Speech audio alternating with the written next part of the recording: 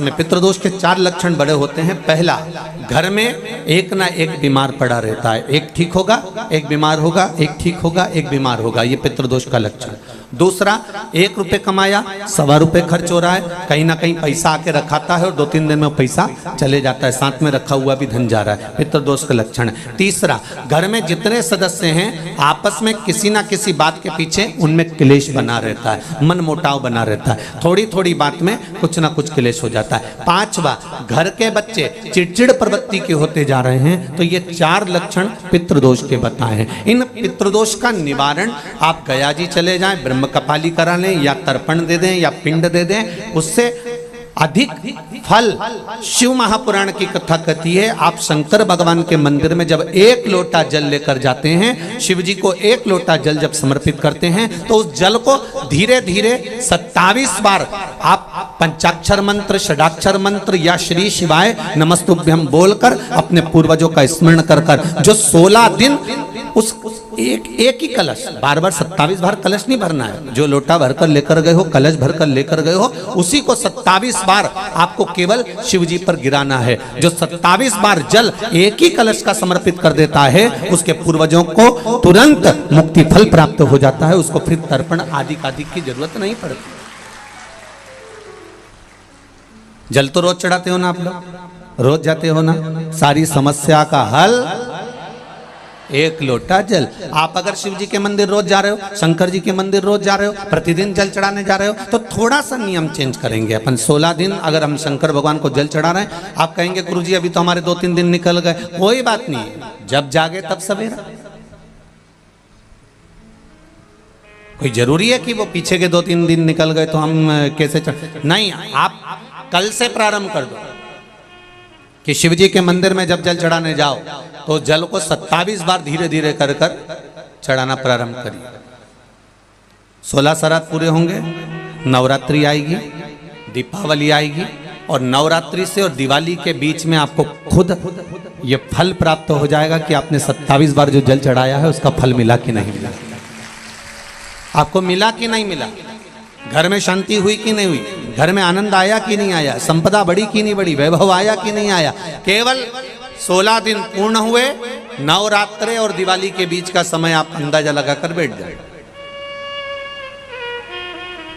भोला सब दुख काटो भारा, ओ भोला सब दुख काटो भारा, शिव शंकर जपूं तेरी माला, भोले बाबा जपूं तेरी माला, भोला सब दुख काटो भारा, ओ भोला सब दुख काटो भारा। भगवान की शरणागति का सुख क्या होता है,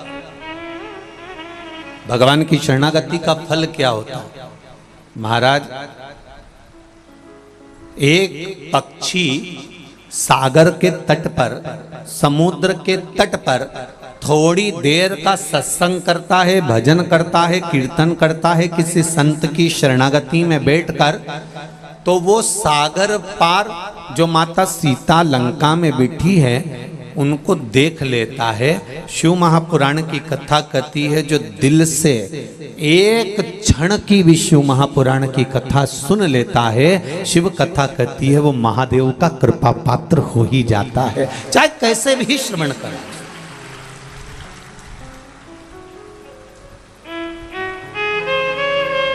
आप दिल से बस उसको स्मरण करो। 27 बार नाम ले लो या 27 बार जल समर्पित कर लो या 27 मनके की माला से स्मरण कर लो।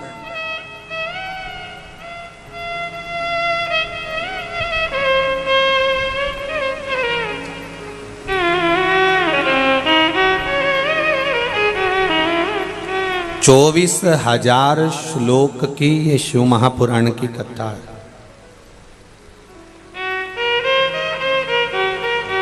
जिसने दिल से सुनी है, ये पत्र भी हमने इतने सारे तो पढ़े नहीं हैं, पर थोड़े जो इधर पड़े हैं देखिए, इसमें लिखा है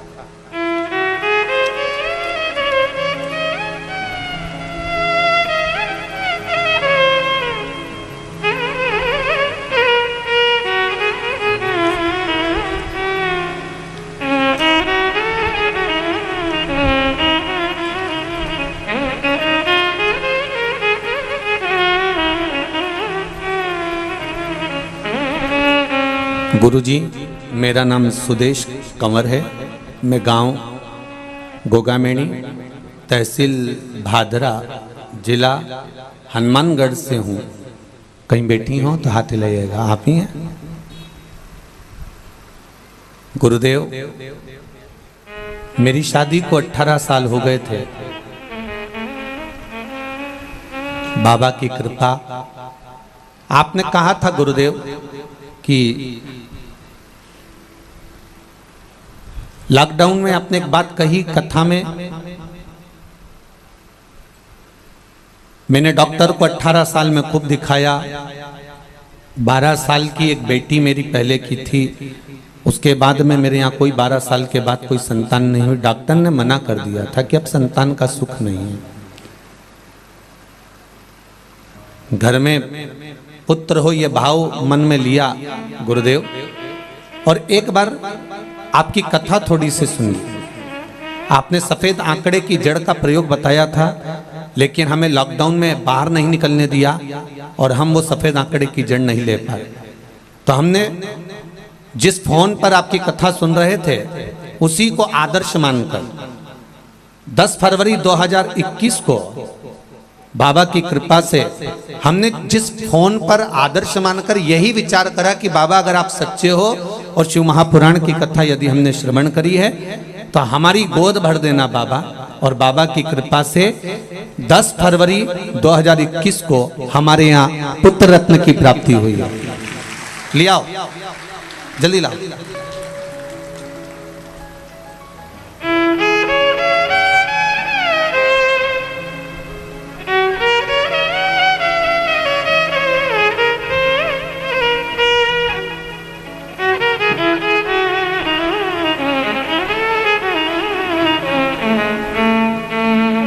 12 साल के बाद बाबा ने मेरे जीवन में खुशियां दी है गुरुदेव। मैं धोख लगाने के लिए प्रणाम करने आई हूं कि बाबा ने मेरी झोली भर दी है। भोला सब दुख काटो,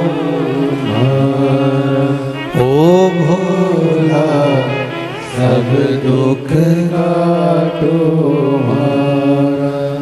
शिव शंकर जपू तेरी माला, भोले बाबा जपू तेरी माला। जल्दी आओ, जल्दी आओ। भोला सब दुख काटो मारा, भोला सब दुख काटो मारा।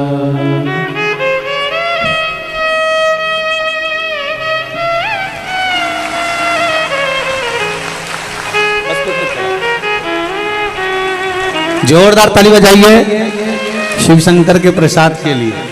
और उन्होंने इस बेटे का नाम क्या रखा? शिव, शिवम रखा है। जोरदार ताली बजाएं इस बालक के लिए। बहुत बहुत साधुवाद।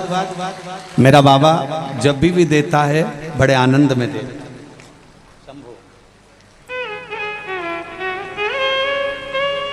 शंभु। एक पत्र और बड़ा सुंदर आया, देखिए। शंभु शंभु। पवन कुमार, सुनीता जी जाजू, नागौर राजस्थान से आई है। कहीं बैठी हो तो हाथ हिलाएंगे। आप ही श्री शिवाय नमस्ते। आपने जो बिलपत्र पर शहद का उपाय बताया था गुरुदेव, उस उपाय को करने से मेरे दोनों बच्चे आए हुए, दोनों आए साथ में, दोनों बच्चे सीए फाइनल में पास हो गए हैं। बाबा की कृपा, बाबा को प्रणाम करने आए हैं। माइक पहुंचाइए, माइक पहुंचाओ, जल्दी पहुंचाओ।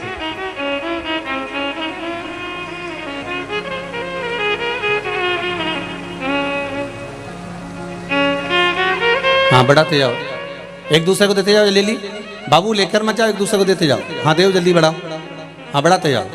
हाँ दीदी बढ़ाइए, शंभू बढ़ाते जाओ, बढ़ाते जाओ।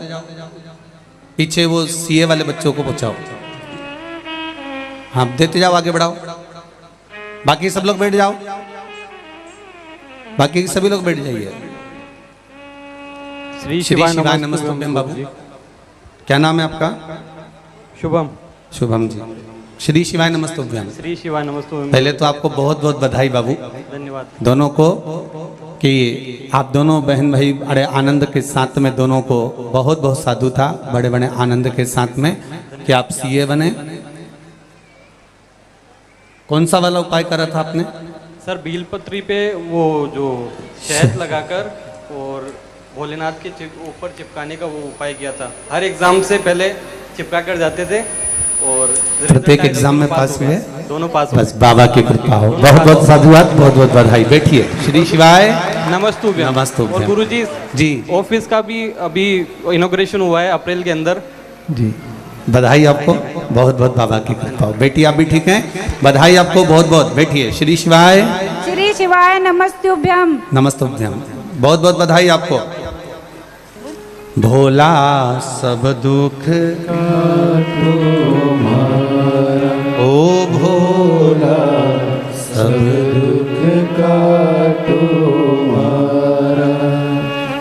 शिव शंकर जपूं तेरी माला, भोले बाबा जपूं तेरी माला।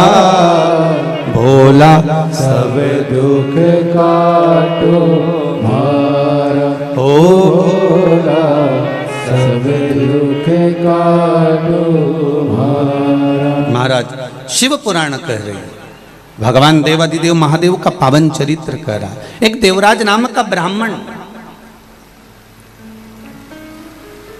जिसने जीवन भर कोई अच्छे कर्म की ओर लगा ही नहीं,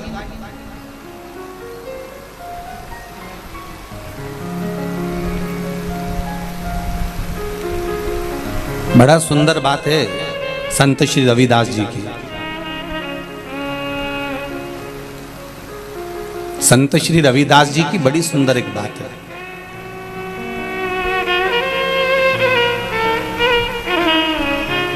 संत श्री रविदास जी महाराज कहते हैं,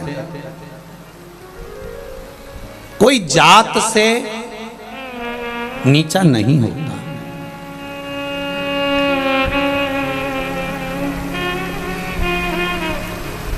संत श्री रविदास जी कहते हैं कि कोई जात से नीच नहीं होता, कोई जात से नीचा नहीं होता। एक चर्मकार, चमड़े का जूता बनाने वाले संत श्री रविदास जी कहते हैं कि कोई जात से, बिरादरी से, वर्ण से नीचा नहीं होता।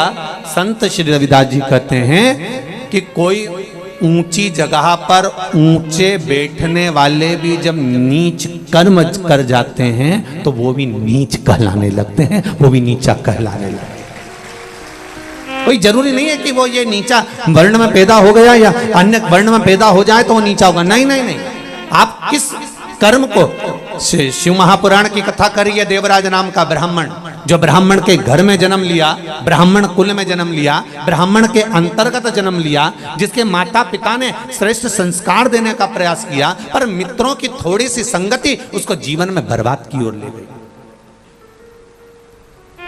ताली, थाली और प्याली, ये तीन मित्र व्यक्ति को बर्बाद कर देते हैं। पहले नंबर का ताली, प्रसन्नता करने वालों से दूरी बनाकर रखना। जो जितना ज्यादा तुम्हारी प्रसन्नता करेगा, समझ लेना कि तुम्हें चने के झाड़ पे चढ़ा देगा।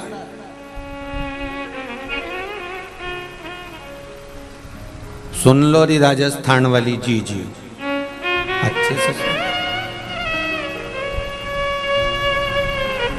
कोई प्रसन्नता करे और अपन वहां से बढ़ लो, तुरंत बोल दो हर हर महादेव, श्री शिवाय नमस्तुभ्यम। भैया हम तो जा रहे हैं, अब हमारे बस की बात नहीं, क्योंकि तुम ज्यादा प्रसन्नता करो तो सुनना नहीं अपने को, अपन को चल देना को। हो सके अहंकार आ जाए तो, अभिमान प्रकट हो जाए तो, जरा से में काम बिगड़ जाए तो, नहीं नहीं नहीं सुनना, बिल्कुल अपन तो चल दो, बस हो गया। हो राम जी हो, चलो।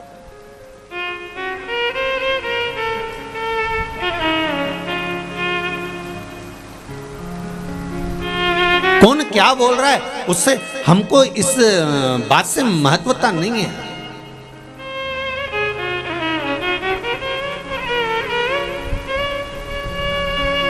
कल परम पूज्य 1008 संत शिरोमणि श्री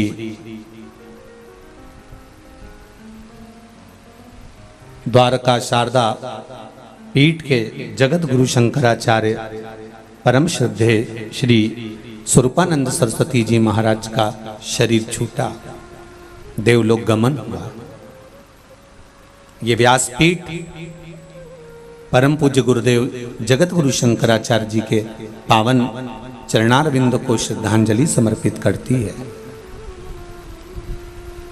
और सबसे ज्यादा नतमस्तकता इस व्यासपीठ से परम पूज्य जगत गुरु श्री स्वरूपानंद सरस्वती जी महाराज के पावन चरणों को करती है, क्योंकि उन्होंने सनातन धर्म में, भले दुनिया के लोगों ने उनको कह दिया हो, कई लोगों ने उनका विरोध भी किया हो, कई लोगों ने शब्द पर शब्द भी कहे हो, कई लोगों ने राजनीति के भाव में भी कहा हो, पर यह व्यासपीठ उनको इसलिए बहुत बहुत बहुत श्रद्धांजलि और नमनता करती है, क्योंकि उन्होंने सनातन धर्म के जितने मंदिरों में अन्य देव की मूर्तियां लोग स्थापित करने लगे थे और हमारे सनातन धर्म के देवताओं को पूछना बंद कर दिया था और ना जाने किस किस को मंदिर में लाकर बिठा दिया था, उसका फुल जोर विरोध किया था।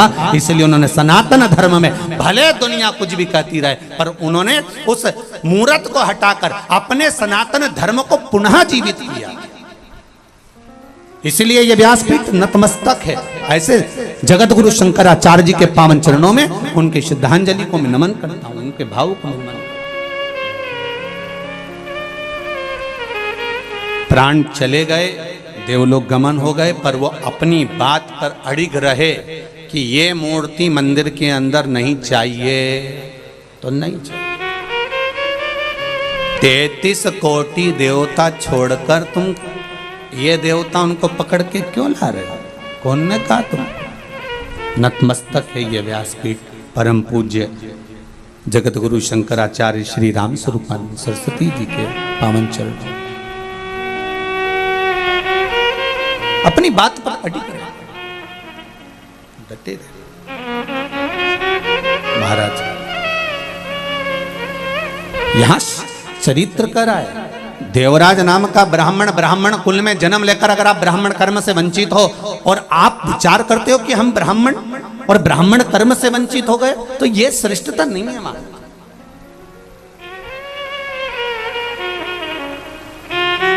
कितना गौरव महसूस होना चाहिए कि आप अच्छे घर में जन्मे हो, कितना गौरव महसूस होना चाहिए कि आप अच्छे कुल में जन्मे हो, कितना गौरव महसूस होना चाहिए कि आपको भगवान की सेवा प्राप्त हुई है, कितना गौरव महसूस होना चाहिए कि भगवान ने हमारा हाथ पकड़ कर रखा है, कितना गौरव महसूस होना चाहिए कि हमारे कंधे पर यज्ञोपवीत है, कितना गौरव महसूस होना चाहिए कि हमारे मस्तक पर शिखा है, कितना गौरव महसूस होना चाहिए कि हमारे मस्तक पर तिलक है, कितना गौरव महसूस होना चाहिए कि हमारे माता पिता हमारे साथ में रह रहे हैं, कितना गौरव महसूस होना चाहिए कि हम सनातन धर्म में जुड़े हुए हैं। देवराज नाम का ब्राह्मण कुल में जन्म लेने के बाद भी चोरी करता था, वेश्यावृत्ति करता था, गलत काम करता था। खूब समझाया माता पिता ने, पर नहीं माने। खूब समझाया, नहीं माने। अंत दुनिया मन का धन कर सकती है, पर अंत तो अंत है। और देवराज नाम का ब्राह्मण चोरी का धन लेकर शिवजी के मंदिर में गया। शिव महापुराण की कथा चल रही थी, थोड़ी सी कथा उसके श्रवण शक्ति में, उसके कानों में पहुंच गई।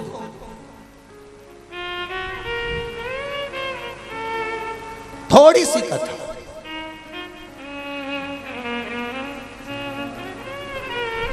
हम मानते हैं कि सालासर जी में कथा हो रही है और इतनी जगह नहीं है बैठने की, पर विश्वास है। आप अपनी गाड़ी पर, ये लोग दीवालों पे चढ़ चढ़ कर कथा सुन रहे हैं, कोई कहीं चढ़ा है, कोई कहीं बाउंड्री पर चढ़ा है, कोई कहीं बैठा है, तो भले आप कहीं पर भी बैठे हो, पर ये शिव महापुराण की कथा का एक शब्द भी आपके कानों तक पहुंचा है, आपकी झोली तक पहुंचा है, तो ये निश्चित है कि वो अमृत अगर कहीं प्राप्त हुआ है तो उसका फल मिलेगा जरूर, उसका फल जरूर मिलेगा।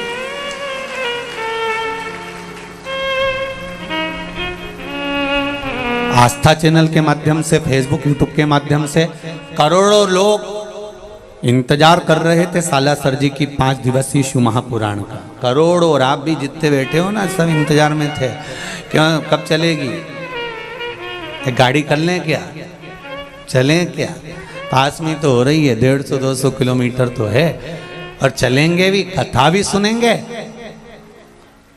और बालाजी सरकार का दर्शन भी कर लेंगे। अब तो वो कहते हैं ना कि वो कहते हैं दोनों हाथ कढ़ाई में, तो हाथ तुम सबका मुंडा भी कढ़ाई में हो, तुम साजनी यहाँ पहुँचे हो। सुराना परिवार अगर कथा करा रहा है तो ये जानकर जितने परिवार के लोग आए ना सुराना जी के, बड़े भाग्यशाली हो साहब, बड़े किस्मत वाले, घर जाके नजर उतर वाले ना, कहीं बाबा की कृपा हुई है, बड़े भाग्यशाली। एक तो श्राद्ध पक्ष में शिव महापुराण की कथा, ऊपर से बालाजी सरकार के चरणों में कथा, बड़े भाग्य की बात है, साधारण नहीं है साहब। और जितने लोग कथा सुन रहे हैं टीवी पर या मोबाइल पर, दिल से कहूंगा, आज कथा केवल शिव पुराण आपके घर पर नहीं पहुंच रही है, ये निश्चित है। केवल शिव पुराण आपके घर नहीं आ रही है, आज मेरा बालाजी सरकार भी आपके घर में प्रवेश कर रहा है, ये निश्चित है, ये निश्चित। पवन तनय संकट मंगल मूरति रूप, राम लखन सीता सहित हृदय बसौ सुर। ये शिव कृपा है, ये उसकी कृपा बिना नहीं मिला है उससे। देवराज के कानों में थोड़ी सी शिव महापुराण की कथा चली गई और कथा श्रवण कर कर देवराज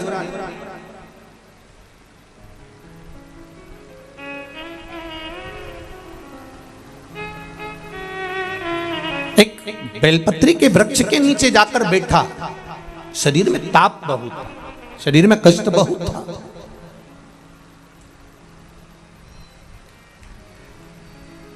प्राण जाने का समय आया, भगवान शंकर के गण वहां खड़े हुए थे। पहले आए थे यमदूत, फिर आ गए शिव के गण। होता है ऐसा। एक सेठ जी थे, उनके पास में बहुत धन था, भजन भी बहुत करते थे, कीर्तन भी बहुत करते, मंत्र जाप भी बहुत करते, स्मरण भी करते, नाम जाप भी करते, खूब दान करते, पुण्य करते, संकीर्तन करते, भजन करते, मंत्र जाप करते। बड़ा दानी थे सेठ जी, बड़े दानी। उनका अंतिम समय आ गया, प्राण छूटने का समय। भगवान विष्णु के पार्षद उनके सामने खड़े हो गए, बैकुंठ से देवताओं ने लेने के लिए आ गए।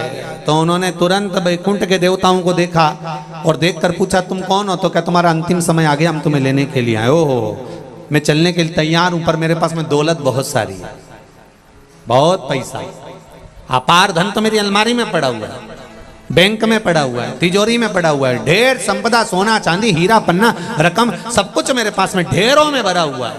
तो इतने में सेठ जी ने कहा, मुझे कुछ ऐसी कृपा कर दो। मैंने जिंदगी भर खूब दान पुण्य भजन कीर्तन खूब करा, पर धन कमा कमा कर एकत्रित करा, पर अपने ऊपर खर्च नहीं करा। एक मौका दे दो बस मुझे अपने ऊपर खर्च करने का। तो देवताओं ने जाकर भगवान विष्णु से कहा, प्रभु क्या करें? भगवान ने कहा, दे दो, 1 साल और दे दो। चलो ठीक है, करने दो इसको खर्च।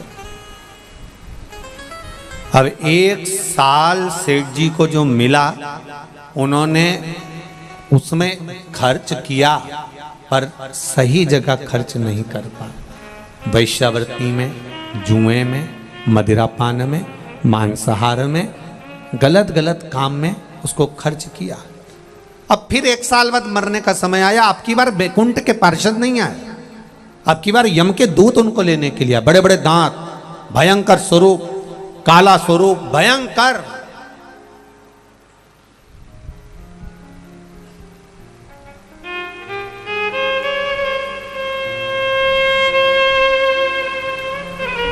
अब स्वरूप काला है, भयंकर स्वरूप है, बड़ा भयंकर दिख रहा है, बड़े भयंकर। अब देखिए कहां देवता आए थे और कहां ये आ गए। बदलने वाला भी बदल देता है। एक पत्र आया है किसी का, बड़ा सुंदर पत्र है, देखिए।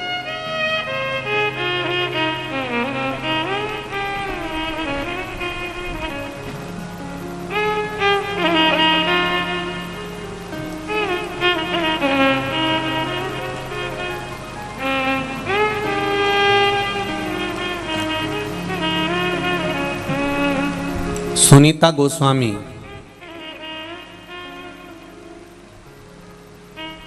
मैं रहने वाली ठीकरी, जिला बड़वानी से हूं। कहीं बैठी हैं? आप ही हैं? दोनों हाथ हिला तो एक बार। हर हर महादेव, श्री शिवाय, नमस्तुभ्यम। गुरुजी, मेरी बहू को गुप्त नवरात्रि में लड़की का जन्म हुआ।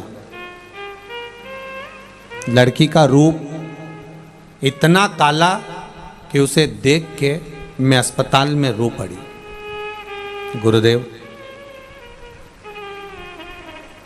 बहू की आंख में भी जल भरा हुआ था कि इतना भयंकर रूप बेटी का था। इतनी रोई बहू भी और मैं भी कि ये बेटी इतनी काली, इतनी काली, इतनी काली कि जिसका रूप देखा नहीं जाता। गुरुदेव, उसी समय पर शिव महापुराण की कथा का स्मरण आया और बाबा से विनती करी और उस बेटी के कान में श्री शिवाय नमस्तुभ्यम बोलना शुरू किया। गुरुदेव, इतनी काली थी बेटी कि मैं वर्णन क्या करूं। श्री शिवाय नमस्तुभ्यम मंत्र बोला और उसके ऊपर हाथ रखा। धीरे धीरे धीरे धीरे बाबा की कृपा से वो काली से महागौरी बन गई। ये शिव कृपा के लिए मैं सालासर में यहाँ पर धोख लगाने बाबा को प्रणाम करने आई हूँ। कथा में बाबा से निवेदन करने आई। ये शिव कृपा। बैठो बहन। श्री शिवाय नमस्तुभ्यम। शंभो शरणे मांगू घड़ी घड़ी, दुख काटो दया तरी में दर्शन आपो। आप हृदय से, मन से, चित्त से, वृत्ति से, आप दिल से बाबा से कहो तो आप कहो तो सुनेगा। कबऊ चूके ना, कबऊ चूके ना, कबऊ चूके ना तेरा कोई काम रे। भजले गौरापति को चूके ना कोई तेरा काम रे। भजले गौरापति को चूके ना कोई तेरा काम रे। भजले गौरापति को चूके ना कोई तेरा काम रे। भजले गौरापति को, अरे गौरापति को भजले गौरापति को, गौरापति को भजले गौरापति को, गौरापति को भजले गौरापति को, गौरापति को भजले गौरापति। अरे चूके ना, अरे चूके ना, ओ चूके ना कोई तेरा काम रे। भजले गौरापति को चूके ना कोई तेरा काम रे। भजले गौरापति। जय हो।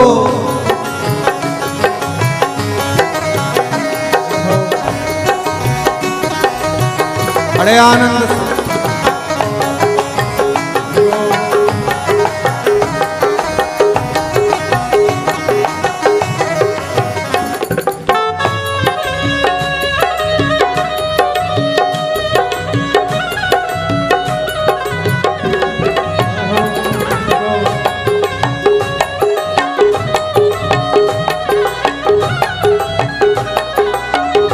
शंभो।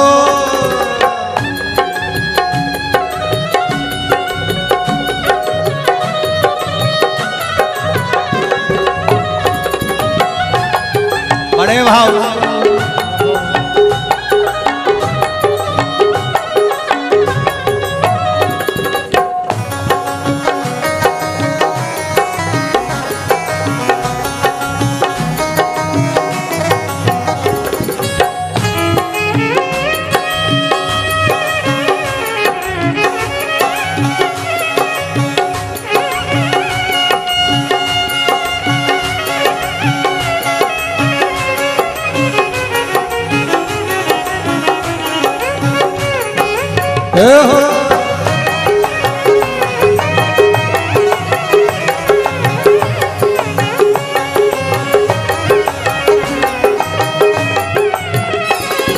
गौरापति को रघुवर भी भजते, गौरापति को रघुवर भी भजते, ओ गौरापति को रघुवर भी भजते, गौरापति को रघुवर भी भजते। अरे मिल गया, ओ मिल गया, अरे मिल गया लंका का राज रे, भजले गौरापति को। भजले गौरापति कब चूके ना कोई तेरा काम रे, भजले गौरापति को चूके ना कोई तेरा काम रे, भजले गौरापति। अरे गौरापति को भजले गौरापति को, गौरापति को भजले गौरापति को, ओ गौरापति को भजले गौरापति को, गौरापति को भजले गौरापति। कबऊ चूके ना, कबऊ चूके ना, कबऊ चूके ना कोई तेरा काम रे, भजले गौरापति को। ना कोई तेरा काम रे, ओ भजले गौरापति। जय हो।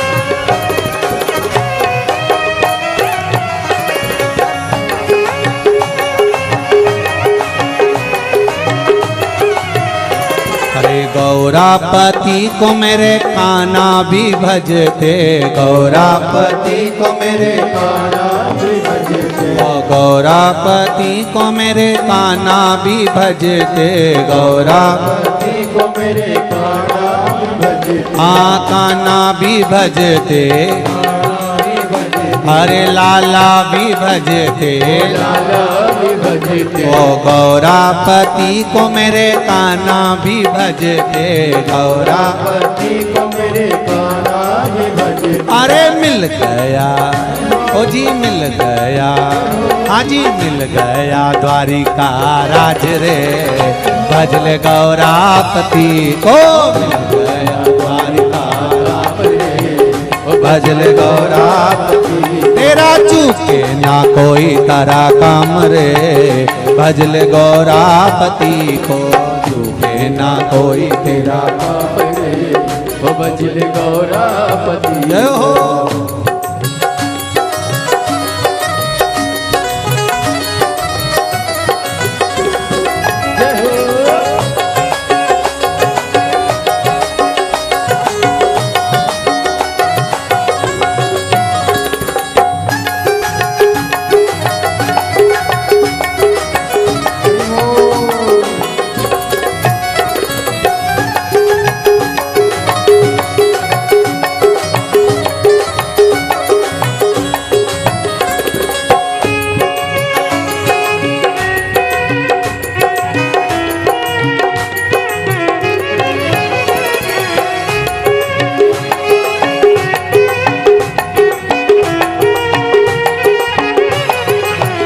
शंभो।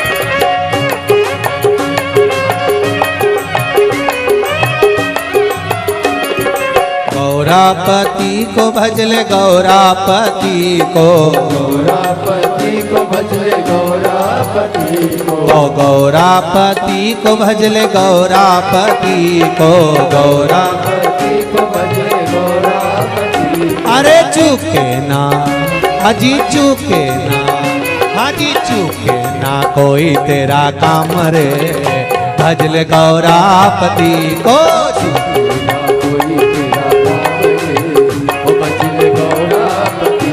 हो चुके ना कोई तेरा काम रे, भजले गौरापति को। ना कोई तेरा काम रे, ओ भजले गौरापति, भजले गौरापति को, भजले गौरापति, भजले गौरापति को, भजले गौरापति को।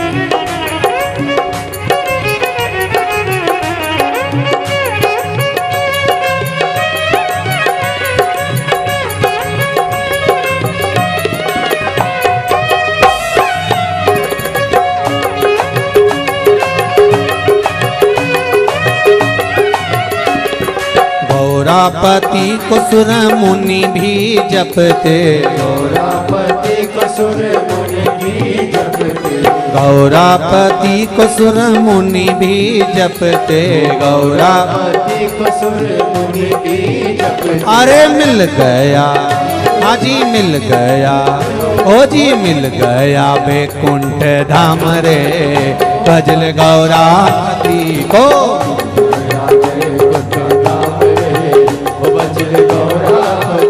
भजले गौरापति को, भजले गौरापति को, भजले गौरापति को, भजले गौरापति को, भजले गौरापति को, हार हार।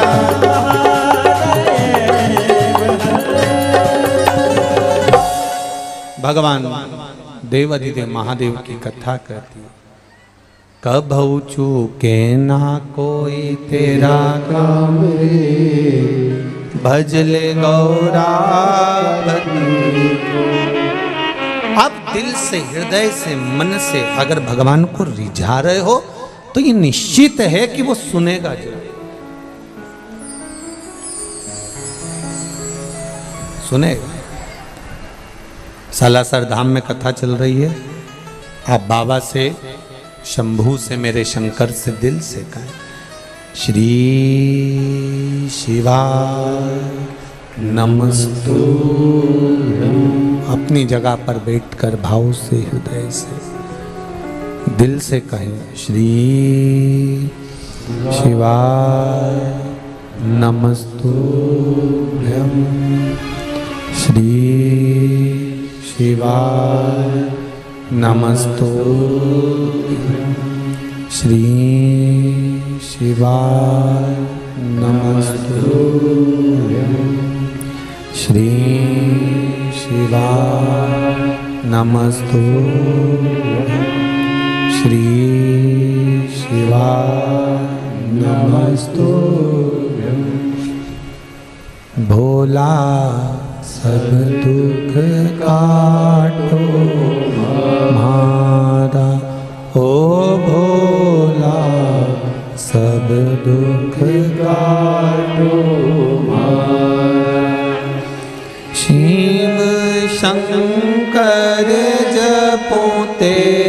माला, भोले बाबा जपूं तेरी माला, भोला सब दुख काटो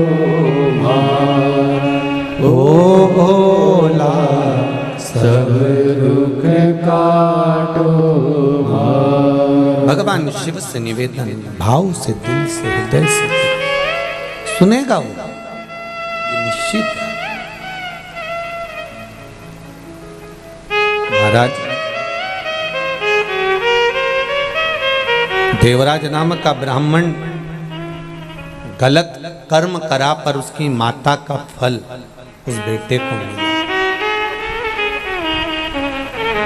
मेरी माताओं, दीदियों, भाई, एक निवेदन करना चाहूंगा, आपके एक लोटा जल जो आप शिव जी को चढ़ा रहे हो, इसका फल कहीं ना कहीं तुम्हारे परिवार को प्राप्त जरूर होगा, ये निश्चित है, खाली नहीं जा सकता, वो मिलेगा जरूर, ये निश्चित है।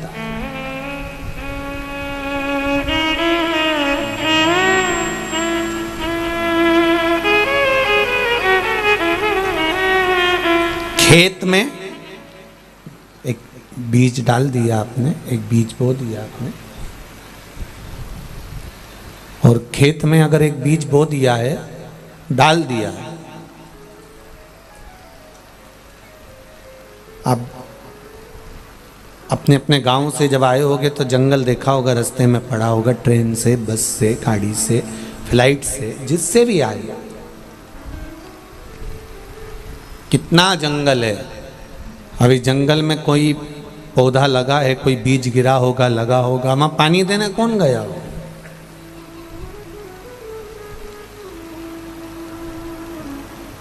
ना तो वहां कोई खाद देने गया, ना वहां कोई पानी देने गया, और ना वहां पर कोई उस पौधे को संभालने के लिए गया, तो भी वो पौधा लगा कि नहीं लगा। उसी तरह एक लोटा जल या एक बेलपत्र या एक बार हम भगवान की भक्ति करते हैं, भजन करते हैं, नाम जाप करते हैं, नाम स्मरण करते हैं, वो उसका पौधा बड़ा जरूर होता है और उसका फल हमारे पूरे परिवार को मिलता जरूर है, ये निश्चित है, वो मिलेगा जरूर।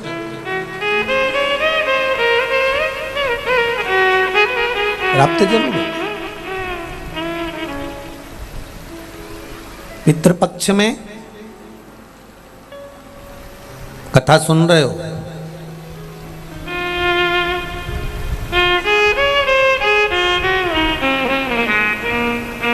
इसका फल आपको तो मिलेगा ही, साथ में आपके पूर्वजों को भी प्राप्त होगा, और वो जरूर प्राप्त होगा, मिलेगा जरूर, वो निश्चित है। देवराज की माता जी ने एक लोटा जल भगवान को समर्पित किया है, और देवराज की माता ने जब एक लोटा जल जो समर्पित करा था, आज बेटे के जब प्राण छूटे, शंकर भगवान के मंदिर में चोरी का सामान लेकर गया था, एक क्षण की कथा का स्मरण हुआ, बेलपत्री के वृक्ष के नीचे प्राण छूट रहे हैं। शास्त्र कहता है आज भी मुर्दे को लेकर जाते हैं, राम नाम सत्य कहते कहते, तो बीच रास्ते में शमशान में ले जाने से पहले एक जगह ऐसी होती है जहां पर मुर्दे को उतारा जाता है, जहां पर मुर्दे का उतारा करा जाता है, मुर्दे को उतारा जाता है, अर्थी को रखा जाता है। कई लोग पूछते हैं यहाँ अर्थी को रखने से क्या लाभ मिलता है, यहाँ मुर्दे को क्यों रखा जाता है। अब उनको ज्ञात तो इस चीज का है नहीं, स्मरण कहाँ, हमारे पूर्वज ऐसा कहते थे यहाँ रखना चाहिए, थोड़ी देर विश्राम देना चाहिए, थोड़ी देर रखना चाहिए, पर रीति क्या, उसका नियम क्या, उसका नियम क्या है?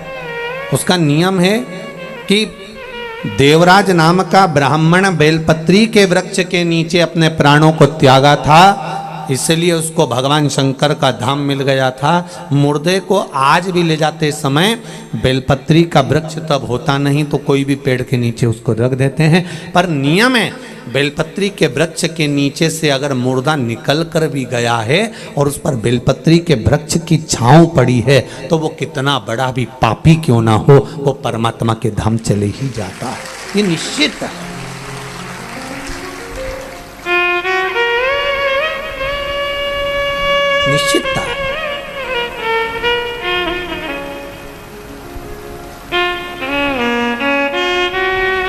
कई बार कह देते हैं आप लोगों को, आप लोगों ने स्मरण किया होगा कि अगर निर्माल्य की बेलपत्र, शंकर भगवान पर चढ़ी हुई बेलपत्र कहीं जमीन पर भी पड़ी हुई मिली है तो उसको उठाकर एक बार मस्तक पर रख लिया करो। कौटी कौटी पाप ढेर पड़े हुए होंगे हमारे जीवन के, ऐसा कोई व्यक्ति नहीं जिससे पाप नहीं होता। श्री ऋषभ देव जी महाराज का चरित्र आता है, अहिंसा परमो धर्म को बताते हैं, और ऋषभ देव जी महाराज कहते हैं हर व्यक्ति से पाप होता है, चाहे वो संसार का कोई मनुष्य हो।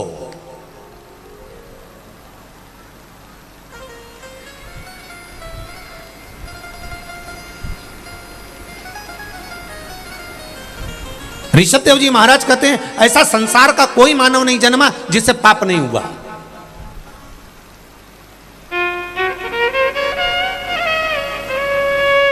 अहिंसा परमो धर्म की लेखनी ऋषभ देव जी महाराज वर्णन करते हैं। किसी ने पूछा ऋषभ देव जी महाराज जी से, हर व्यक्ति पापी है? हाँ। चाहे कोई हो? हाँ। तो ऋषभ देव जी से पूछा गया, क्या संसार में जन्म लेने वाला मानव, चाहे संत साधु सन्यासी तपस्वी साधक उपासक चाहे जो हो, अगर मृत्यु लोक में जन्म लिया है तो उससे पाप हुआ है?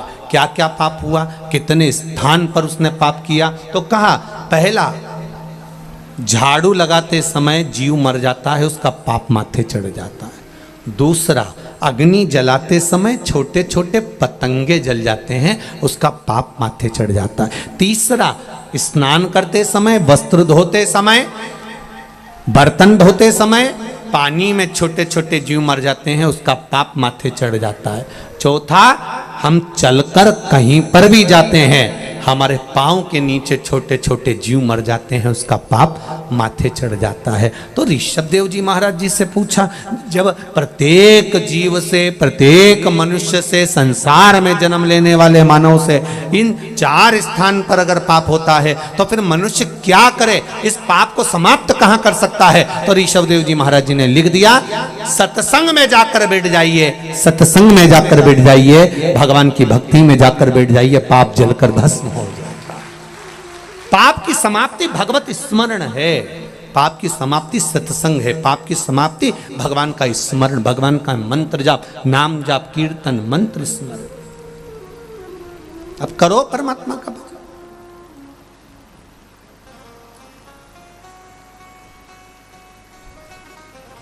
आप भगवान का भजन में नित्य लगिए, पाप छिन्न।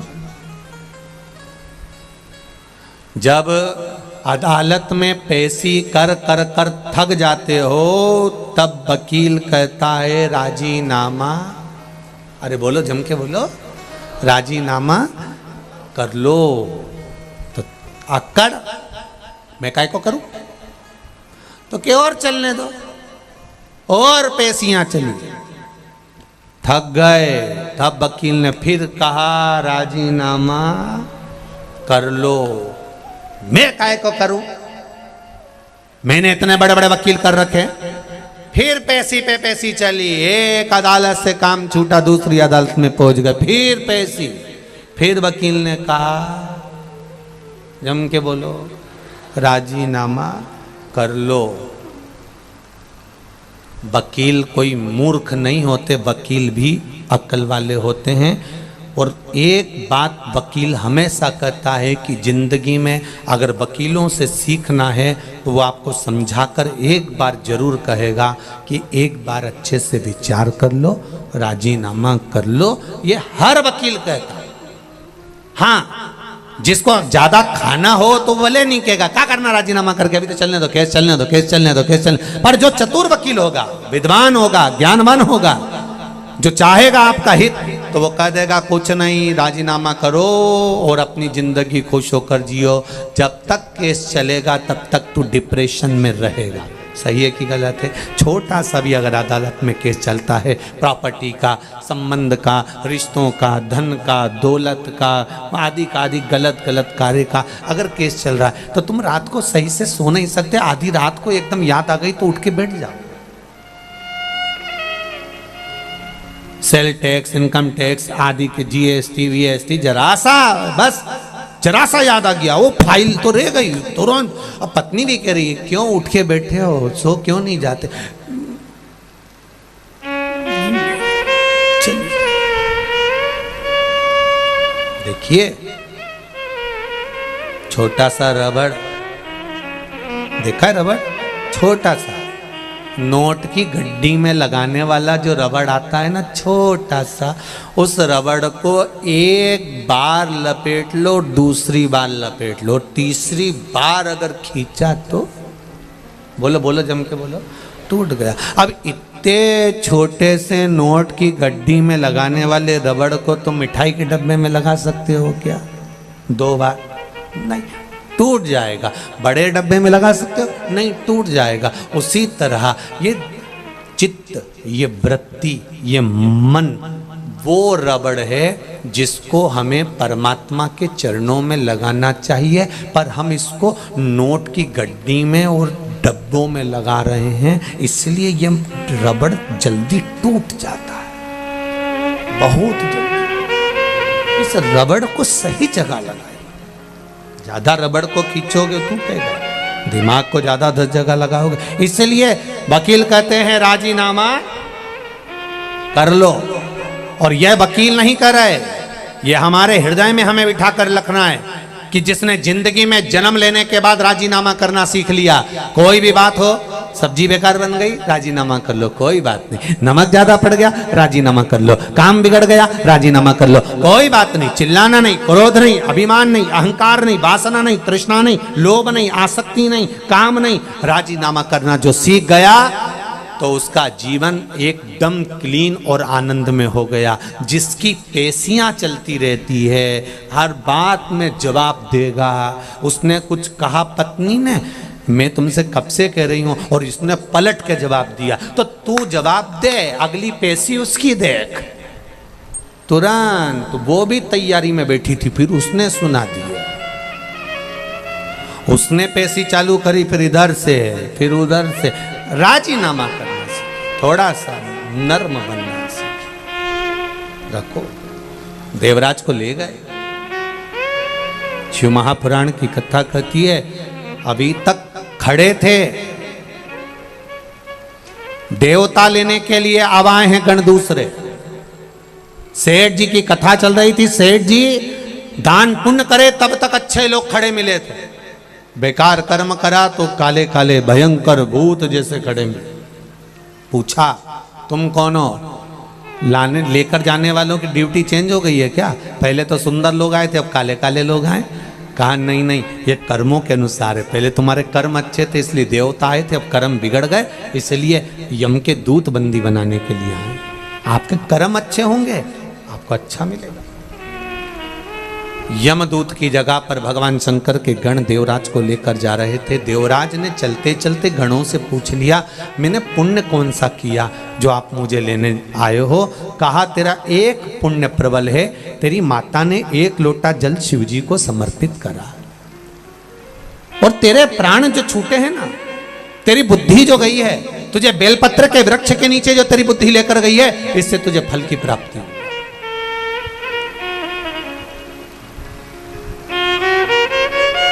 अच्छी जगह अपने गांव से, अपने नगर से, अपने शहर से, आप अच्छी जगह पर जाकर बैठ रहे हो, कथा में जाकर बैठ रहे हो, सत्संग में जाकर बैठ रहे हो, प्रवचन में जाकर बैठ रहे हो, भगवान के भजन में जाकर बैठ रहे हो, अच्छी जगह से आप अगर भगवान कीर्तन में जाकर बैठ रहे हो, अच्छी जगह से आप अगर भगवान के भजन में जाकर बैठ रहे हो, तो भगवान को धन्यवाद देना कि जरूर हमारे पूर्वजों का कुछ पुण्य हुआ होगा, जिसके बल पर हमें यह पावन कथा श्रवण करने का सौभाग्य मिला। हम रतनलाल जी, सुराना जी को तो धन्यवाद देंगे, पर इनसे ज्यादा इनके पूर्वज माता पिता स्वर्गीय जयचंद जी को, श्रीमती कमला देवी जी को, इनको साधुवाद देंगे कि उनका आशीर्वाद जो फला वो आज पुण्य के रूप में ये शिव महापुराण के रूप में मिला। ये पूर्वजों की कृपा से, और वो भी श्राद्ध पक्ष।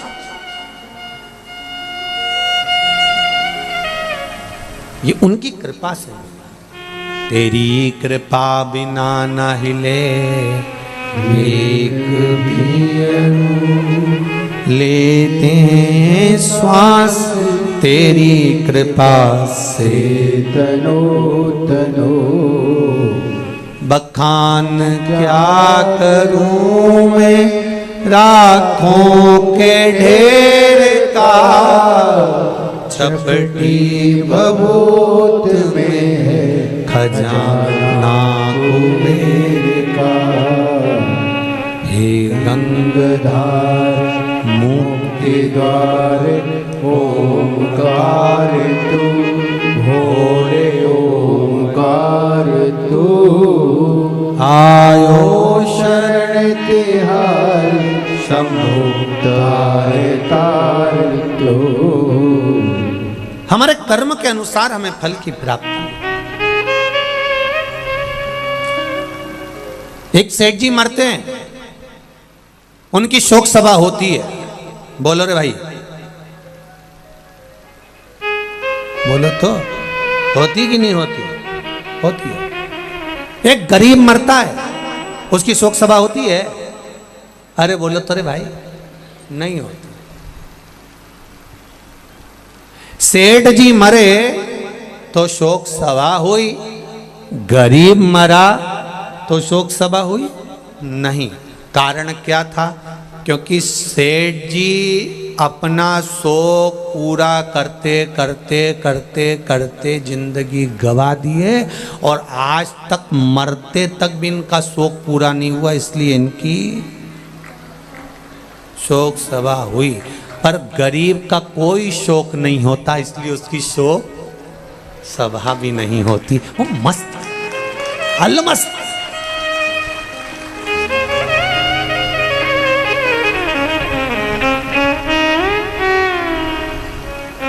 इसलिए सेठों में सेठ मारा सांवरा, बाकी डुपली है केट। जितना है वो एक ही सेठ। कौन? सांवरिया। बाकी के सब सेठ मरा, पैसे वाला मरा, धनपति मरा, करोड़पति मरा, बहुत अंबारपति मरा तो उसकी शोक सभा हो रही है, क्योंकि वो जिंदगी भर शौक पूरा नहीं कर पाया। कभी फ्रिज, कभी वॉशिंग मशीन, एक दुकान से काम। रोड पर अगर किसी का घर होगा तो उसकी कीमत होगी। रोड पर अगर किसी की जमीन होगी, खेत होगा, प्लाट होगा तो उसकी कीमत होगी। पर शिव पुराण कहती है इंसान अगर रोड पर होगा तो उसकी कोई कीमत नहीं होगी, ये निश्चित। जमीन की कीमत रोड के किनारे हो सकती है, प्लाट की कीमत रोड के किनारे हो सकती है, मकान की कीमत रोड के किनारे हो सकती है, पर मनुष्य की कीमत रोड पर नहीं होती। शिव महापुराण की कथा कहती है एक मक्खी सब्जी पर बैठी और तुल गई तो 2 रुपए किलो के भाव में सब्जी की कोई कीमत नहीं होगी, उस मक्खी की कोई कीमत नहीं होगी। कबाड़े के ऊपर बैठकर तुल गई तो उस मक्खी की कोई कीमत नहीं होगी। पर वही मक्खी अगर सोने के ऊपर रखा जाए और सुनार सोना तोल रहा हो और मक्खी उस पर बैठ जाए तो वो मक्खी भी 5,000 रुपए की हो जाएगी। ये निश्चित है, उसकी कीमत बढ़ जाएगी। मक्खी अगर तुलते समय सब्जी पर बैठी है तो उसकी कोई कीमत नहीं है। मक्खी तुलते समय अगर किराने के सामान पर बैठी है तो उसकी कोई कीमत नहीं है। मक्खी तुलते हुए कबाड़े के सामान पर बैठी है तो उसकी कोई कीमत नहीं है। और वही मक्खी अगर सोने पर सोना तुल रहा है और उस पर अगर मक्खी बैठ गई है तो वो मक्खी की कीमत भी अपने आप बढ़ जाएगी। उसी तरह आप किस जगह पर बैठ रहे हो, किस चौराहे पर बैठ रहे हो, किस पान की दुकान पर जाकर बैठ रहे हो, किस गुमठी पर जाकर बैठ रहे हो, किस पेड़ के नीचे जाकर बैठ रहे हो, किस रोड पर जाकर बैठ रहे हो, उसकी कीमत नहीं है। शिव महापुराण की कथा कहती है जब हम भगवान की शरणागति में, सत्संग में या शिव महापुराण में जाकर बैठते हैं तो ये शरीर की भी कीमत बढ़ जाती है और आत्मा की भी कीमत बढ़ जाती है। इसकी कीमत बड़ी है, ये शरीर की कीमत भी बड़ी और आत्मा की कीमत भी बड़ी। हम जब भजन करने बैठे, हम जब स्मरण करने बैठे, आप उठाकर देखिए इतने शास्त्रों को, इतने प्रमाणों को हमारे उठाकर देखिएगा। रामकृष्ण परमहंस जी को देखिए, चैतन्य महाप्रभु जी को देखिए, श्री महावीर स्वामी जी को देखिए, गौतम बुद्ध जी को देखिए, नामदेव जी, तुकाराम जी, मीराबाई, कर्माबाई, मुक्ताबाई, नरसिंह मेहता, प्रहलाद, इनका यदि स्मरण करेंगे तो इन्होंने अपने शरीर की कीमत को बढ़ा लिया भगवान का भजन, इन्होंने शरीर की कीमत को बढ़ा लिया भगवती स्मरण, इन्होंने शरीर की कीमत को बढ़ा लिया भगवत नाम का जप कर। अब करो। शंभु शरणे पड़ी मांगू घड़ी रे घड़ी, दुख काटो दया करी ने दर्शन आपो। इस शरीर की कीमत को हम जाने,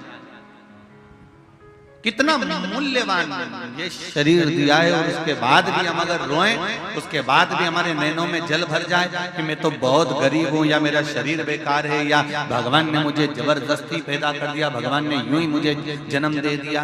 एक बात बहुत अच्छे से याद रखना, पहले भी कथा में कही, आज फिर कहते हैं, यहाँ जितनी मेरी बहनें बैठी हुई हैं, जितनी माताएं बैठी हुई हैं, जितने भाई लोग बैठे हुए हैं, और जितने भी बांधव लोग यहाँ बैठे हुए हैं, आप सोने वाले कमरे में या अपने कक्ष के अंदर कोई भी अटाला चीज नहीं रखते। तुम अपनी अलमारी में हमेशा अच्छी चीज ही रखते हो, कीमती चीज ही रखते हो। जब तुम अपने कमरे में, तुम अपनी अलमारी में, तुम अपने कक्ष में, तुम अपने मकान में कोई भी अटाला सामान नहीं रखते, तो जरा विचार करिए, ये पृथ्वी पूरी की पूरी मेरे महादेव का घर है। जब आप अटाला सामान नहीं रखते, तो मेरा महादेव किसी फालतू को इस पृथ्वी पर क्यों रखेगा? जरा विचार करो। अगर भगवान ने जन्म दिया है, मृत्यु लोक में आए हो, पृथ्वी पर जन्म हुआ है, तो तुम्हें कीमत वाला बनाकर मेरे परमात्मा ने भेजा। ऐसा कोई मनुष्य, ऐसा कोई मानव, ऐसा कोई पृथ्वी मनुष्य जन्म नहीं लेता जिसको भगवान कीमत वाला बनाकर नहीं पैदा करता। बस आपको निखरने की जरूरत है। दुनिया की ठोकरें खाकर अपना कर्म करते करते और कर्म को प्रधान मानकर जो आगे बढ़ता चले जाता है, मेहनत करता चले जाता है, वो एक दिन आगे बढ़कर उन्नति की सीढ़ी पर चढ़ ही जाता है। पहले कर्म को प्रधान मानना।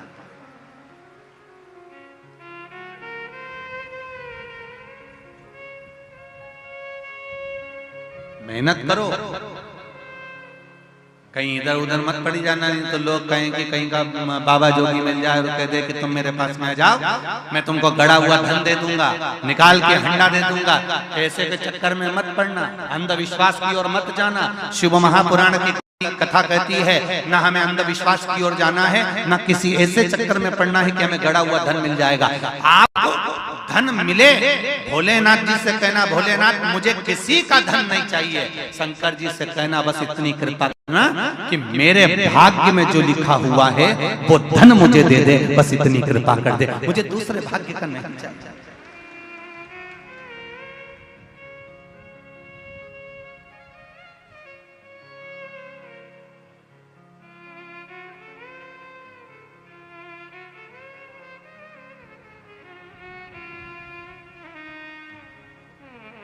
शिव भक्ति का एक रसतत्व, शिव भक्ति का एक आनंद। अभी कल की बात है, हमारे बसंत जी अग्रवाल जी कर रहे थे, गुरु जी 1 2 3 4 डूम लगवाए हैं, लगभग 4-5 लाख स्क्वायर फीट जगह में ये सारी व्यवस्था करी गई है। और लगभग इन चारों डूमों में मिला के ऐसा टेंट वाले और प्रशासन आदि का था कि लगभग 3 लाख पब्लिक इसमें बैठ सकती है। तो शिव महापुराण की कथा में गुरुजी पहले दिन हो सकता है कि अपना एक डूम ये वाला भरा जाएगा, ये वाला भरा जाएगा। तो हमने बसंत जी से बोला, चिंता मत करो, ये रायपुर है और चंपेश्वर महादेव है, पहले दिन ही बाउंड्री के पार गेंद है। ये शिव है, ये कोई सहज नहीं है। मेरा भोलेनाथ, मेरा त्रिकालदर्शी, मेरा कैलाश, उसकी करुणा बड़ी। और फिर निवेदन करूंगा जितनी भी माताएं, जितने भी भाई बहन, जितने भी बांधव इस पूर्ण आनंद में शिव महापुराण की कथा को 5 दिन श्रवण करने पधारे, उनसे एक ही निवेदन है, इस कथा को केवल यहाँ से सुना, यहाँ से निकाल दिया, बच्चा कुचा था कपड़े में से झटकार दिया, घर पहुंचे और लोगों ने पूछा कि कथा में गई थी तो क्या लेके आई, तो कह दे कि मैंने सुनी तो बहुत सारी थी पर याद बिल्कुल नहीं थी। तो निवेदन है ऐसी कथा मत सुनना कि यहाँ से सुनी, यहाँ से निकल गई, बच्ची कुची झटकार दी।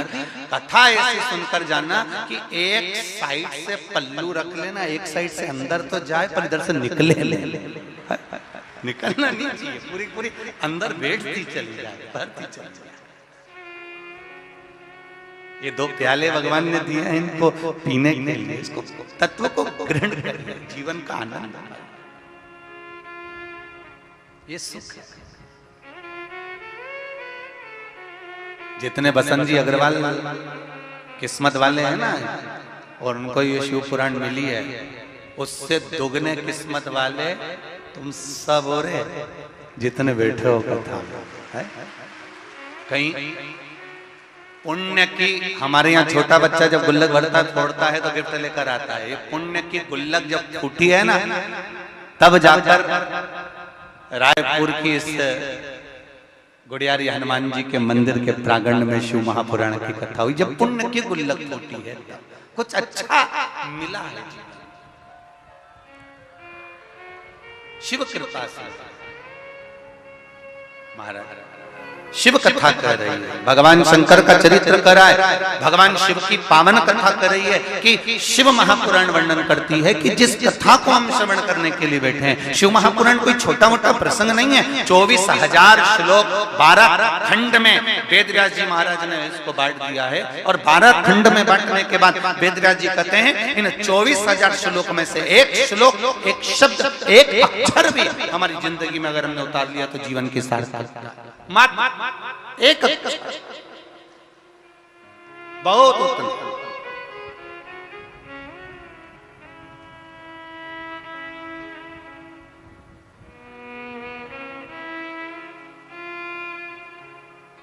भगवान की भक्ति के लिए दिन रात, सुबह शाम,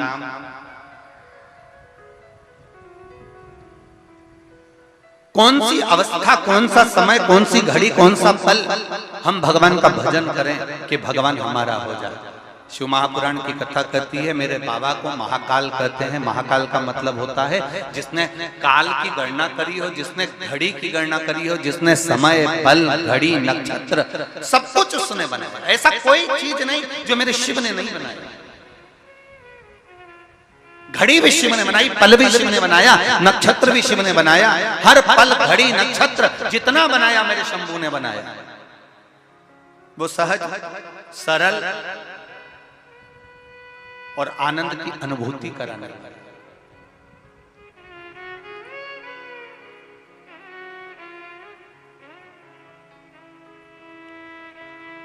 वो निश्चितता सुख देने वाला, इसीलिए हम लोग उसको बारंबार आनंद के साथ में उसको पुकारा करते हैं। महाराज भगवान शिव का स्मरण हम बारंबार किया करते हैं, बारंबार।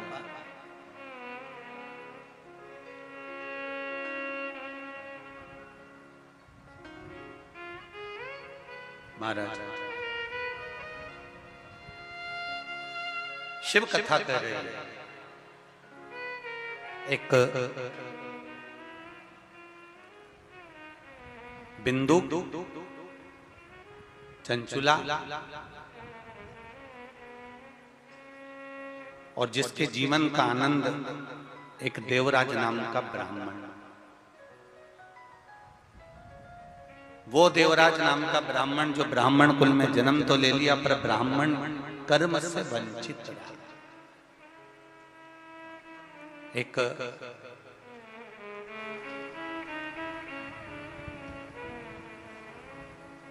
ब्राह्मण के कुल में अगर जन्म मिला है तो आप भगवत स्मरण अवश्य करिए और गलत कर्म से बचने का प्रयास करिए। जितने लोग आस्था चैनल पर कथा सुन रहे हैं, जितने फेसबुक यूट्यूब पर कथा सुन रहे हैं और जितने लोग इस रायपुर की पावन धरा पर इस शिव महापुराण की कथा को सुन रहे हैं उनसे एक ही निवेदन रहेगा, चाहे ब्राह्मण हो, चाहे क्षत्रिय हो, चाहे वैश्य हो, चाहे शूद्र हो, आप जिस वर्ण के अंतर्गत, ये सब तो ब्राह्मण, क्षत्रिय, वैश्य और शूद्र का वर्ण तो हम निश्चित करें हैं, पर परमात्मा के यहां से जब जन्म हुआ, मेरे देव अधिदेव महादेव ने जब अपना अर्धनारीश्वर स्वरूप का दर्शन ब्रह्मा जी को कराया, तो ब्रह्मदेव को दर्शन कराकर भगवान ने ये नहीं कहा कि तुम्हें ब्राह्मण बनाना है, कि क्षत्रिय बनाना है, कि वैश्य बनाना है, कि शूद्र बनाना है। भगवान ने तो केवल अर्धनारीश्वर स्वरूप का दर्शन देकर कह दिया कि तुम्हें पुरुष और स्त्री का निर्माण, पुरुष और स्त्री का निर्माण।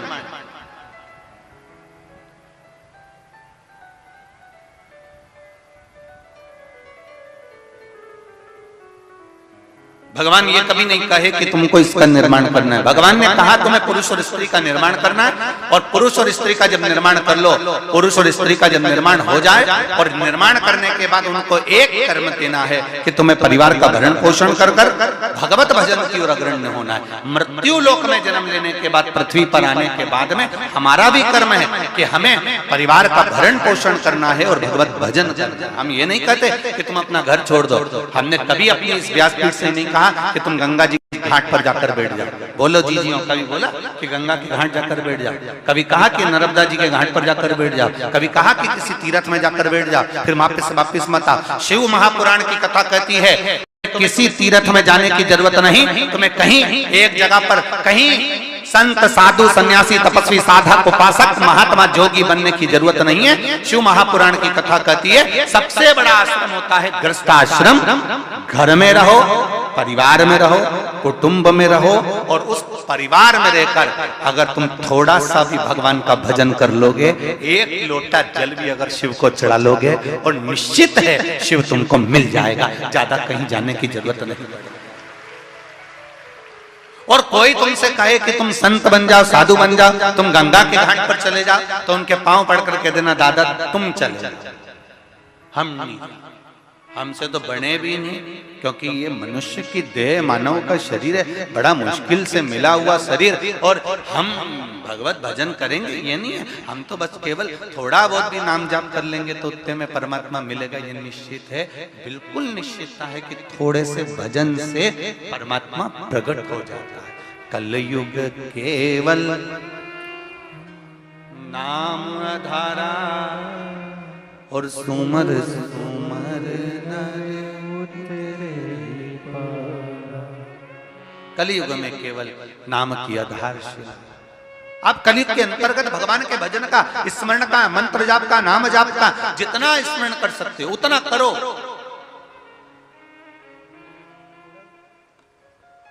भजन करो जितना कर सकते।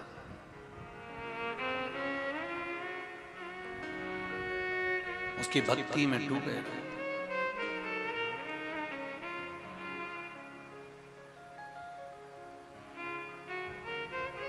मैं तो बैठी थी गंगा किनारे, मैं तो बैठी थी गंगा किनारे,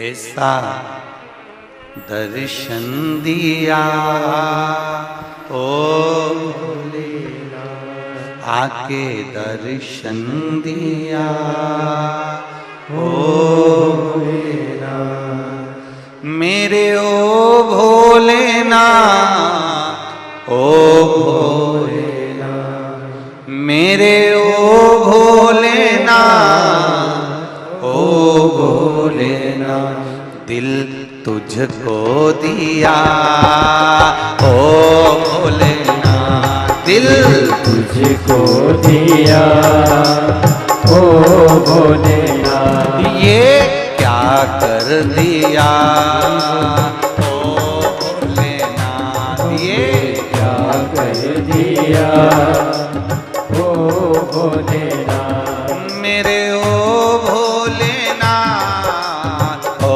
भोलेनाथ, मेरे ओ भोलेनाथ, ओ भोलेनाथ, मेरे ओ भोलेनाथ,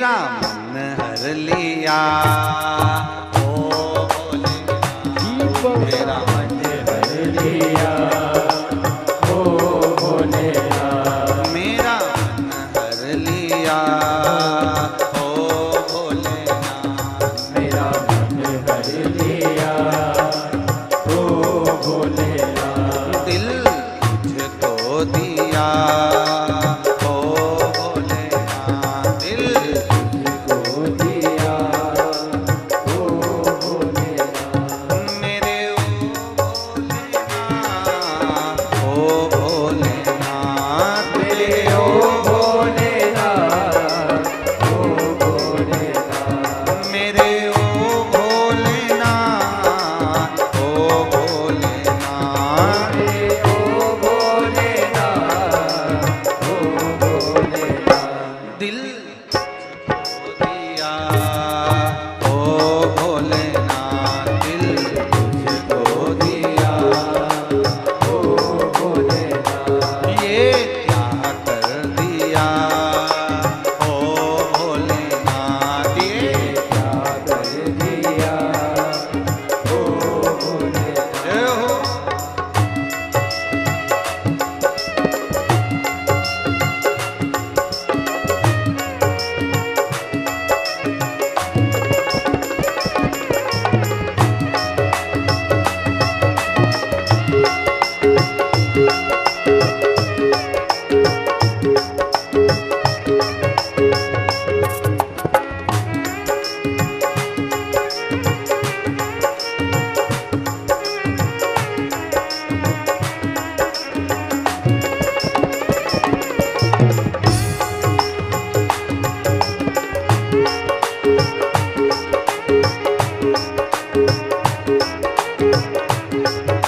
शंभो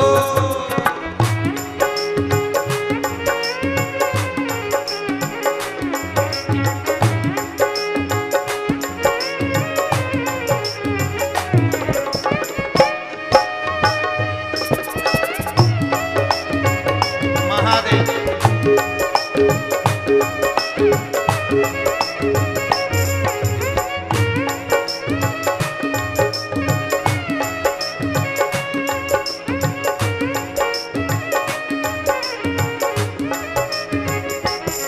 तेरे चरणों में ध्यान लगाया, तेरे चरणों में ध्यान लगाया, तेरे चरणों में ध्यान लगाया, तेरे चरणों में ध्यान लगाया, ओ तेरे चरणों में ध्यान लगाया, तेरे चरणों में ध्यान लगाया, तेरे चरणों में ध्यान लगाया, तेरे चरणों में ध्यान लगाया, मुझे अपना लिया ओ भोलेनाथ, मुझे अपना लिया ओ भोलेनाथ, मुझे अपना लिया ओ भोलेनाथ, मुझे अपना लिया ओ भोलेनाथ, दिल तुझको दिया ओ भोलेनाथ, दिल तुझको दिया ओ भोलेनाथ, ये क्या कर दिया ओ भोलेनाथ, ये क्या कर दिया ओ भोलेनाथ, दिल तुझको दिया ओ भोलेनाथ, दिल तुझको दिया ओ भोलेनाथ, दिल तुझको दिया ओ भोलेनाथ, दिल तुझको दिया ओ भोलेनाथ, हर महादेव। अपने स्थान पर बैठकर भगवान शिव के मूल मंत्र को जपेंगे। शिव महापुराण का जो मूल मंत्र है उसका स्मरण करें और भगवान शिव से विनय करें कि बाबा आपके चरणों में बैठकर शिव महापुराण की कथा को श्रवण कर रहे हैं। भगवान शिव आपके चरणों में बैठकर भगवान शंकर की पावन कथा का रस तत्व ग्रहण कर रहे हैं। देवाधिदेव महादेव ऐसी कृपा करें, हमारे कार्य की सफलता हो और भक्ति का संचार, जिस कार्य के लिए हम शिव महापुराण की कथा श्रवण करने के लिए बाबा हमारे हृदय की वह कामना पूर्ण करें। सब भाव से बोलिए एक साथ। मौका मिला है रायपुर वालों, छत्तीसगढ़ वालों को कि भगवान के पंडाल में बैठकर शिव महापुराण के सामने अपने दिल की बात देवाधिदेव महादेव से कहें। आपको पहले भी कहा, इस शिव महापुराण के अंतर्गत श्री शिवाय नमस्तुभ्यम मंत्र को जब बोला जाता है, सब अपने आनंद के साथ बाबा से निवेदन कर फिर अपने दिल की बात देवाधिदेव महादेव से अवश्य कहें। श्री शिवाय नमस्तुभ्यं, श्री शिवाय नमस्तुभ्यं, श्री शिवाय नमस्तुभ्यं, श्री शिवाय नमस्तुभ्यं, श्री शिवाय नमस्तुभ्यं। भोला सब दुख काटो हमारा, ओ भोला सब दुख काटो हमारा। शिव शंकर जपो तेरी माला, भोले बाबा जपो तेरी माला। भोला सब दुख काटो मारा, ओ भोला सब दुख काटो मारा। शिव कथा कर देवराज नाम का ब्राह्मण कुल में जन्म लेने के बाद ब्राह्मण कर्म श्रेष्ठ ना कर पाए।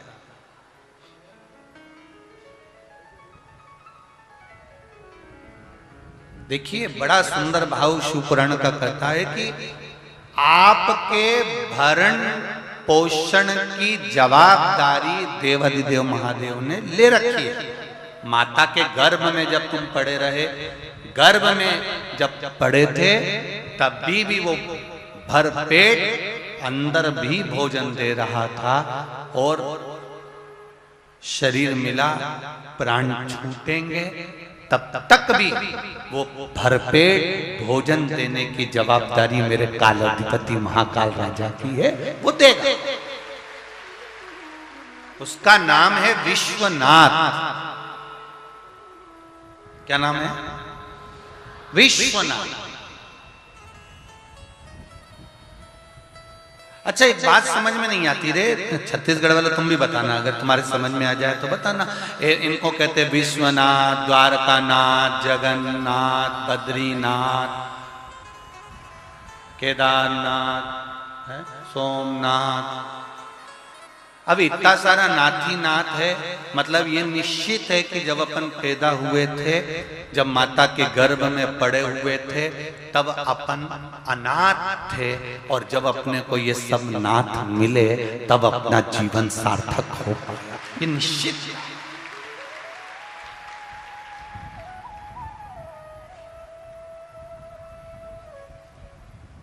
कोई चला जाता है, कई लोग कहते हैं साहब देखो कोरोना में वो उनका वो बेटा चले गया, उसके छोटे छोटे बच्चे बेचारे अनाथ हो गए। तुम कैसे कह देते हो अनाथ हो गए? कोई मरा और तुमने जाकर कह दिया बताओ भाई उसके बच्चे अनाथ हो गए। अरे तुम्हें कहने से पहले विचार करना चाहिए कि हम उस परमात्मा को शब्द कह रहे हैं। किसी के जाने से कोई अनाथ नहीं होता। शिवजी कहते हैं माता के गर्भ में जब तू था तब भी विश्वनाथ, द्वारकानाथ, सोमनाथ केदारनाथ तेरे साथ था, और अगर कोई चला गया उसके जाने से तू अनाथ नहीं हुआ है। जब तक तू पृथ्वी पर है तब तक तेरे मस्तक पर विश्वनाथ है। तो फिर चिंता ही क्या? हम क्यों कहें कि वो अनाथ हो गया? हम क्यों कहें कि वो अनाथ है? उसका कोई नहीं, बेचारा अकेला, ऐसा हो गया वैसा हो गया। नहीं नहीं, वो अनाथ है ही नहीं। उसके साथ विश्वनाथ, उसके साथ द्वारकानाथ। और ये छत्तीसगढ़ की भूमि कह रही है, प्रमाण दे रही है छत्तीसगढ़ की भूमि, जिसका कोई नहीं उसका तो शंभू है यार। क्यों चिंता? ये छत्तीसगढ़ की भूमि है।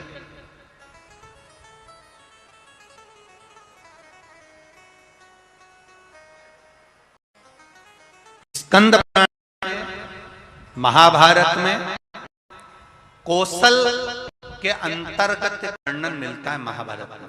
ये छत्तीसगढ़ कौशल देश के अंतर्गत आता था।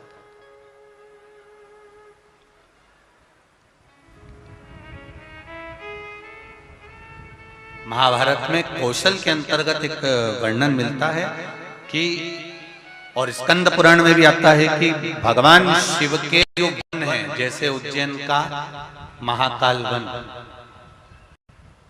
काशी में जम के बोलो नंदन वन, ऐसे शिव जी के जो वन बताए हैं उन वनों में एक वन है जिसका नाम है चंपा वन।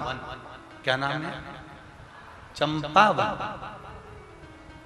जिसका नाम बाद में चंपाझर हुआ, और चंपाझर के बाद में उसका नाम चंपारण हुआ। ये बाद में नाम पड़ा है चंपारण। महादेव के जो 9 वनों का वर्णन किया जाता है, महादेव के जो वनों का वर्णन किया जाता है, उस महादेव के वन में छत्तीसगढ़ की पावन धरा पर रायपुर के पास में एक वन शिवजी का विद्यमान है जिसका नाम है चंपा वन, जिसको लोग चंपारण भी कहते हैं। ये शिवजी का। और जितने श्रोता शिव महापुराण की कथा को सुनने के लिए ये रायपुर की धरा पर श्री हनुमान जी महाराज के इस पावन प्रांगण में बैठे हुए हैं, इस कथा को थोड़ा ध्यान लगाकर सुनना। जितने लोग आस्था चैनल पर सुन रहे हैं, जितने फेसबुक यूट्यूब पर सुन रहे हैं, भगवान शंकर के जितने वन और महाभारत के कौशल के भाग में जो वर्णन किया गया वनों का, उन वनों में शिवजी के वनों में जैसे काशी को नंदन वन कहा गया है, उज्जैन को महाकाल वन कहा गया है, ऐसा एक वन शिवजी का चंपा वन रायपुर के नजदीक राजिम के पास चंपा। अब कितनी महत्वता होगी उस चंपा वन की, जरा विचार करिए। काशी में नंदन वन है, इसलिए वहां पर शिवलिंग विराजमान है, उसको कोई ने बनाया नहीं, उसको किसी ने रखा नहीं, स्वयंभू है। महाकाल में महाकाल वन है, शंकर भगवान स्वयंभू है। उसी तरह रायपुर के नजदीक में चंपा वन है, उस चंपा वन में चंपेश्वर महादेव स्वयंभू है, उसको किसी ने बनाया नहीं है, स्वयं। इसलिए सब ध्यान लगाकर सुनना, ध्यान से। सबले बढ़िया, जरा जम के तो बोलो, सबले बढ़िया छत्तीसगढ़िया। इसलिए छत्तीसगढ़ वालों के धान के कटोरे में एक वन, जो इतना सुंदर वन है, जिस वन में जीव जंतु जानवर पशु पक्षी जो रहता था वो एक दूसरे को कष्ट नहीं देता था, एक दूसरे को कष्ट नहीं देता।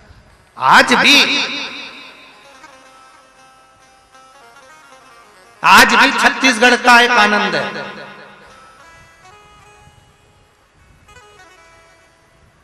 अगर ओरिजिनल छत्तीसगढ़ का व्यक्ति है, मैं फिर इस शब्द को सुन लेना जरा, ओरिजिनल, जो बाहर से आकर छत्तीसगढ़ में बस गया, हम उसकी गारंटी नहीं ले रहे। हम उसका वर्णन पर जो ओरिजिनल छत्तीसगढ़िया है, ओरिजिनल, ये निश्चित है वो कभी किसी को दुख नहीं दे सकता, ये निश्चित अगर ओरिजिनल है तो।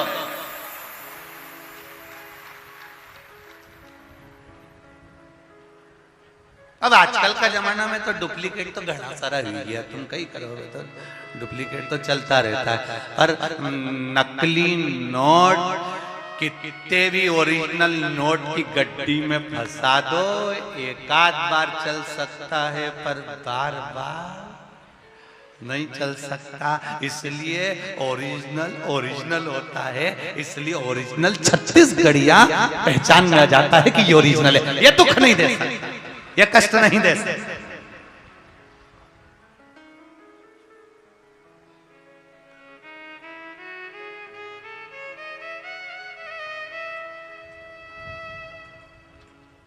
वो निश्चितता उसके अंतर्गत।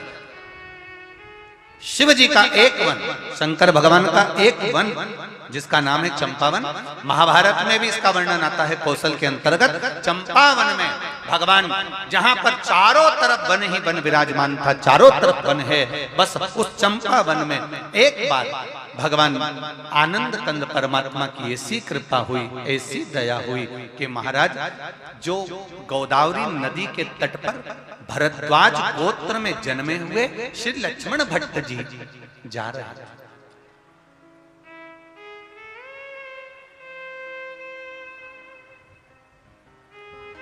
जिनकी धर्म पत्नी का नाम था इल्मगारू।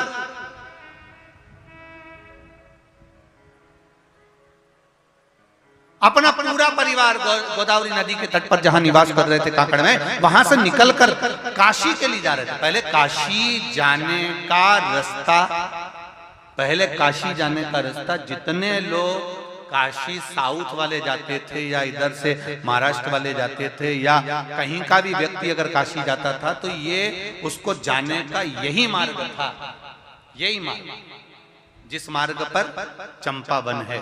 काशी जाने वाला पहले चंपावन के क्षेत्र में रुकता हुआ फिर जाता था। अब ये इल्मगारू के साथ में लक्ष्मण भट्ट जी और उनका पूरा परिवार भगवान शिव की भक्ति को धारण करते हुए, ब्राह्मण परिवार है, शिव भजन करता हुआ उन्होंने संकल्प लिया। लक्ष्मण भट्ट जी ने, श्री लक्ष्मण भट्ट जी ने संकल्प लिया 1.25 लाख ब्राह्मण को काशी में जाकर भोजन कराना है। 1.25 लाख ब्राह्मण को भोजन कराने का सामान लेकर, सामग्री लेकर, गाड़ी में भरकर, बैलगाड़ियों में भरकर और सारे अपने ब्राह्मण परिवारों के साथ में, सारे भरद्वाजों के साथ में चल दिए और सारे नगरवासी भी उनके साथ जा रहे हैं। भगवत स्मरण करते करते पैदल चल रहे हैं, कोई गाड़ी से चल रहा है, भजन करते करते आराम से चलते चलते ये चंपावन के नजदीक में पहुंच गए।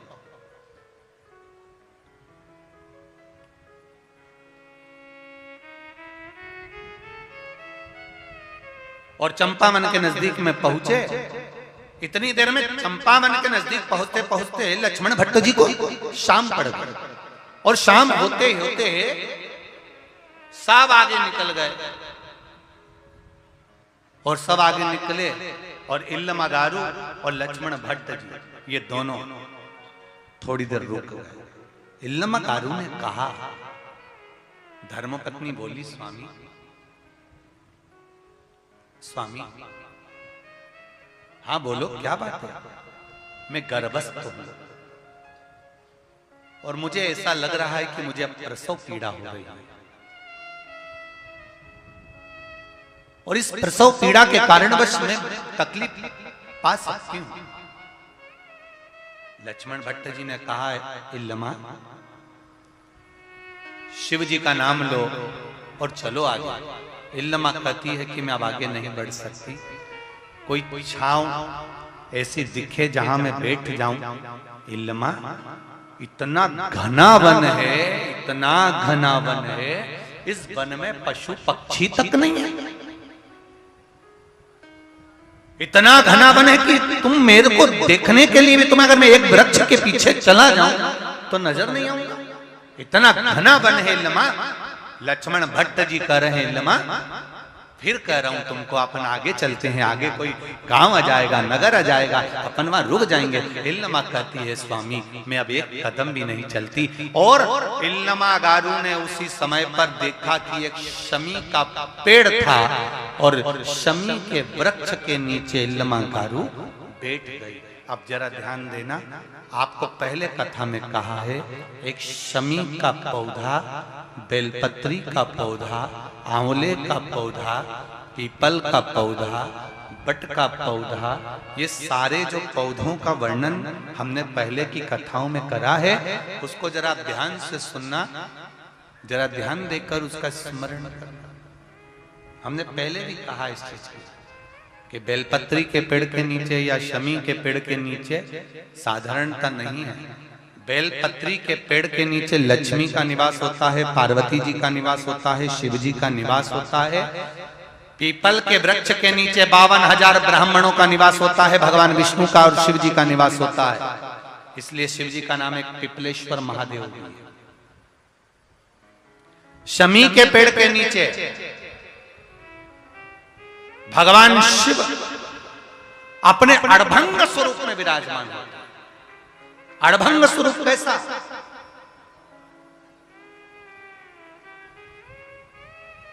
हम क्यों कहते हैं कि आप लोगों को भी पहले कहा, शमी का जो पत्ता होता है, देखा है शमी का जो पत्ता होता है, हम पहले भी कथा में कहा है, जो व्यक्ति मदिरा में डूबा रहता है, नशे में डूबा रहता है, जो व्यक्ति बहुत ज्यादा मात्रा में ये तंबाकू, गुटखा या पाउच आदि खाता रहता है और उसका गुटखा पाउच छूटने को ही तैयार नहीं होता, वो बेचारा प्रयास करता है, ऐसा नहीं है कि नहीं करता। आजकल के जमाने में तो कितनी बड़ी बड़ी बीमारी होने लगी, कैंसर जैसा रोग होने लगा, तो वो छोड़ना चाहता है, ऐसा नहीं कि नहीं छोड़ना चाहता। हर व्यक्ति चाहता है कि मैं व्यसन को छोड़ दूं, पर थोड़े दिन छूटता है, वापिस वो उस व्यसन में लग जाता है। तो हम पहले भी इस कथा को कहे, शमी के वृक्ष के नीचे शमी के मिट्टी का शिवलिंग बनाकर, शमी के वृक्ष के नीचे शमी की ही मिट्टी का शिवलिंग बनाकर उस पर जो बेलपत्र समर्पित करता है और शमी पत्र समर्पित करता है, वो बेलपत्री को उठाकर ले आता है, शमी पत्र के साथ में शिवलिंग की पूजन करी हुई शिवलिंग का विसर्जन कर देता है। उसी दिन उस बेलपत्र को, लाए हुए बेलपत्र को जो शमी पेड़ के नीचे पूजन कर कर बनाया गया है, उस बेलपत्र को जो नशा करने वाला व्यक्ति होता है, उसको 3 दिन तक लगातार पहली पत्ती बीच की, दूसरी पत्ती राइट की, तीसरी पत्ती लेफ्ट की, जो एक एक कर कर 3 दिन तक खिला देता है। 3 या 4 बार अगर प्रयोग कर लिया तो ये निश्चित है दूसरी बार वो नशे में धुत नहीं होगा, ये निश्चित। शमी वृक्ष जो शंकर भगवान का अड़भंग स्वरूप जहां विराजमान, थोड़ा मदिरा पान करने वालों के लिए, व्यसन करने वालों के लिए, थोड़ा गलत कर्म करने वालों के लिए थोड़ा सा और बहुत जरूरी है। मेरा नवयुवक बेटा बेटियों से ये निवेदन रहा है और आज फिर कहता है, आप तंबाकू खाते हो, आप गुटखा खाते हो, आप पाउच खाते हो, आपसे निवेदन है ये समझ लीजिए कि आप मौत की सीढ़ी पर अपना पांव रखना प्रारंभ कर दिए हो और मौत की सीढ़ी पर पांव रखा और कभी भी कोई बड़ी बीमारी आपको किसी भी समय पर घेर सकती है। एक बात बहुत ध्यान से उतारना, मेरे बेटा बेटियों से निवेदन, नवयुवक बच्चों से निवेदन, युवान बेटा बेटियों से निवेदन है, हम सुपारी खाते हैं या कोई सामान खाते हैं, बार बार हमारा गाल कटता जाता है, फिर ठीक होता है, फिर कटता है, फिर ठीक होता है, फिर कटता है। दांत में, जबड़े पर और गाल में झार झार सी पड़ने लगती है। धीरे धीरे धीरे धीरे 10 साल, 15 साल, 20 साल, 30 साल बाद वहां फिर घाव उत्पन्न होने लगता है। अच्छा, कई लोग कहते हैं कि पुराने लोग भी तो खाते थे, तो पुराने लोग ये तंबाकू या गुटखा नहीं खाते थे, पुराने लोग पान खाते थे, बीड़ा खाते थे। पान में चूना लगता था, कत्था लगता था और पान में एक तंतु होता है बीच का, वो तंतु एक ऐसा होता है जो अंदर बीमारी को पनपने नहीं देता। इसलिए जो बुजुर्ग लोग जो पान खाने वाले होते हैं, केवल जो पान का सेवन करते हैं, उनको कभी ये बड़ी बीमारी का रोग सताता नहीं है। और जो ये नया नया पाउच आता है जिसपे तुमने देखा होगा, उस पे कैंसर का फोटो भी बना रहता है, ये नए नए पाउचों पर, कभी तुमने देखा कि पान पर फोटो बना हुआ है? पर पाउच पर, गुटके पर उसका समझो।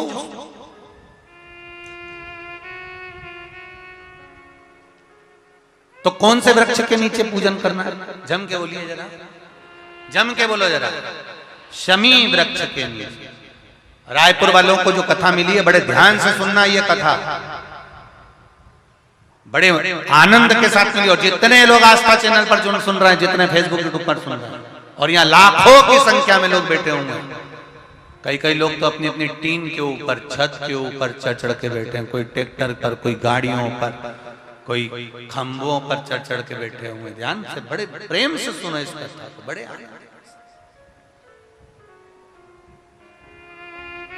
शमी पत्र का वृक्ष। इल्लमागारू ने कहा, अब एक प्रश्न, एक संवाद और थोड़ा ध्यान में उतारिएगा। मान लो किसी कार्य के लिए जा रहे हो और वो कार्य में बार बार अटकल आ रही है, वो कार्य तुम्हारा होना चाहिए और तुम लगे हो कि मुझे ये चीज होगी, ये निश्चित है। मैंने 10 लोगों को बोल के रखा है, 10 लोगों के हाथ जोड़ के रखे, भैया मेरा ये काम कर देना, भैया मेरा ये काम, और वो कर ही नहीं रहे। आखिर कारण क्या है? उसके लिए भी शमी पत्र का प्रयोग किया जाता है। शमी पत्र को शिवलिंग पर चढ़ाकर, वही शमी पत्र को उतारकर अशोक सुंदरी वाली जगह पर चढ़ाकर फिर आप अपने कार्य के लिए चले जाइए। श्री शिवाय नमस्तुभ्यम बोलकर 1 लोटा जल चढ़ाकर जाइए, शिव संभाल लेता है महाराज। वो शमी पत्र की, और शमी के वृक्ष ने क्या कृपा करी, अभी ये छत्तीसगढ़ की ये कथा कर रही है, ये धान के कटोरे की ये कथा वर्णन कर रही है। इल्लमागारू लक्ष्मण भट्ट जी की धर्म पत्नी, जगत गुरु श्रीमद वल्लभाचार्य जी की माता इल्लमागारू शमी के पेड़ से टिक कर भी, वृक्ष देखिए, शमी का वृक्ष, शमी के वृक्ष से इल्लमागारू टिक कर बैठ गई और प्रसव पीड़ा बढ़ने लगी। लक्ष्मण भट्ट जी बोले, मैं क्या कर सकता हूं तेरे लिए? इल्लमागारू कर रही है, मुझे कष्ट बहुत हो रहा है स्वामी, मुझे कष्ट हो रहा है, कृपा करो स्वामी, मुझे कष्ट हो रहा है। इल्लमागारू चिल्ला रही है, लक्ष्मण भट्ट जी आंख से आंसू बहा रहे हैं। सबको पुकारा, उस घने वन में, उस चंपा वन में कौन मिलेगा, कौन प्राप्त?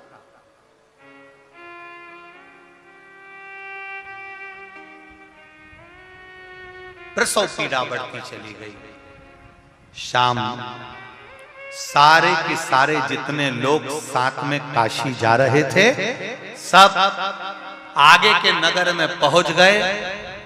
आगे के नगर में पहुंचे और इल्लमागारू और लक्ष्मण भट्ट जी वहीं शमी के पेड़ के नीचे रुके। चारों तरफ वन ही वन है और इल्लमागारू के नेत्रों में जल।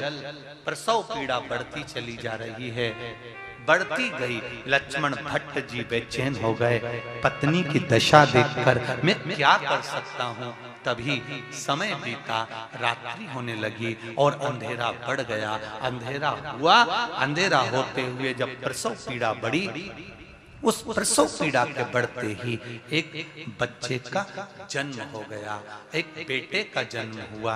तो लक्ष्मण भट्ट जी कहते हैं कि अभी तो आपको 9वां महीना होने में समय था इल्लमागारू।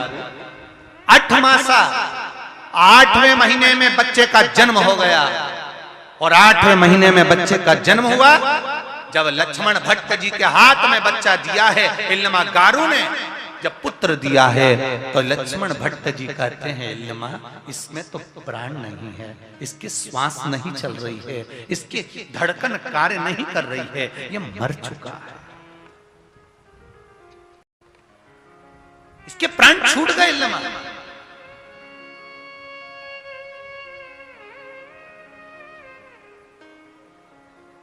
जरा विचार करिएगा, बहुत ध्यान देना इस कथा पर।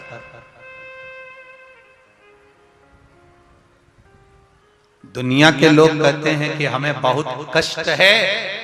शिव महापुराण की कथा कहती है मनुष्य का शरीर कष्ट को भोगने के लिए ही मिला है। कौन सुखी संसार में? कौन सुखी?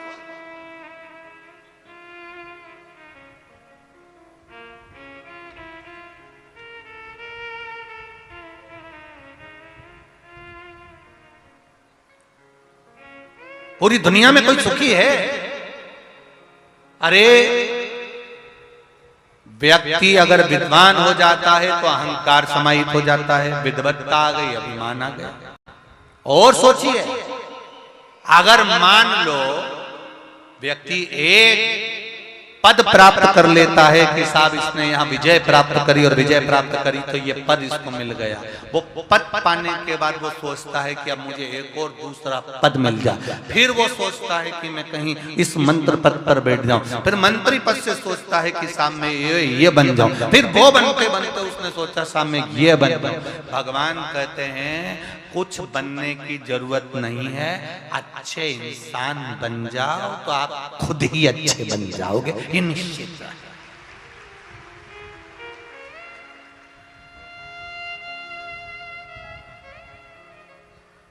हम पहले भी कथा में कहे, आज फिर कह रहे हैं, आप लोग थोड़ा ध्यान से सुनना, बहुत ध्यान देना इस प्रसंग पर।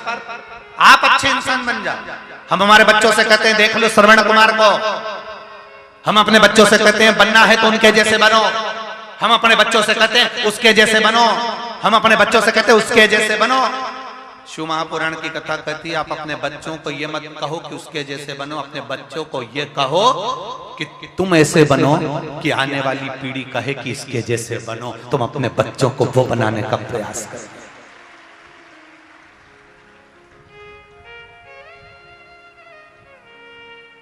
आप अपना कर्म करे जाओ, आप अपने कर्म की ओर अग्रणी होते चले जाओ। जरा विचार करिए, आज से कुछ सालों पहले का चरित्र निकाल कर देखना, जगह जगह रामचरितमानस, भागवत, गीता, स्मरण सब कुछ होता था। शिव तत्व को कौन जानता था? कौन जानता था शिव महापुराण को? शिव पुराण होती है, शिव पुराण की कथा होती है, शिव पुराण का चरित्र होता है, कौन जानता था? पर धीरे धीरे धीरे धीरे शिव महापुराण का जब विस्तार होते चले गया, लोगों के हृदय में शंकर की कथा बैठती चली गई, तो धीरे धीरे वक्ताओं ने भी, अब तो ढेर, तुम जब टीवी खोलोगे तब कोई ना कोई शिव महापुराण की कथा बाचता हुआ मिल जाएगा। शिव पुराण ने अपना विस्तार कर लिया। आप बनो, कई लोग कहते हैं उनके जैसे बनो, उनके जैसे बनो। आप अपने बच्चों को ज्ञान दीजिए कि ऐसा बनो कि तुम्हें देखकर दूसरे घर के माता पिता कहें कि इनके जैसे बनो। अपने बच्चों को ज्ञान उपदेश दो।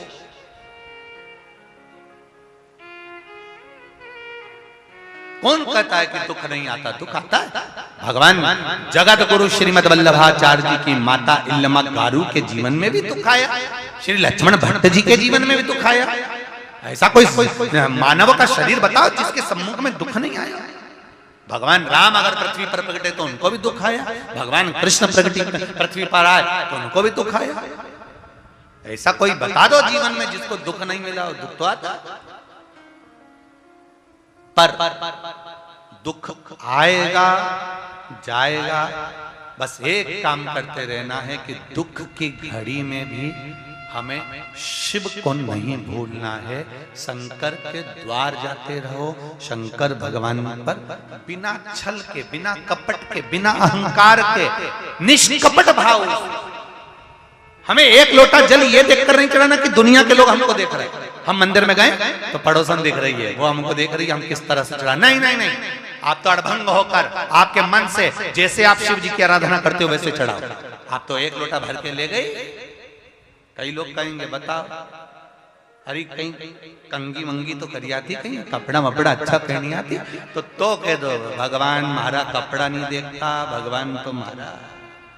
अरे बोलो जम के, दिल देखता। शिव जी कपड़े से कभी प्रसन्न नहीं होते, शिव जी तो अपने हृदय से प्रसन्न होते हैं। निर्मल मन सो मोहि, आप निर्मल मन रखिए, भाव शुद्ध रखिए, चित्त शुद्ध रखिए, हृदय शुद्ध रखिए, मिलेगा।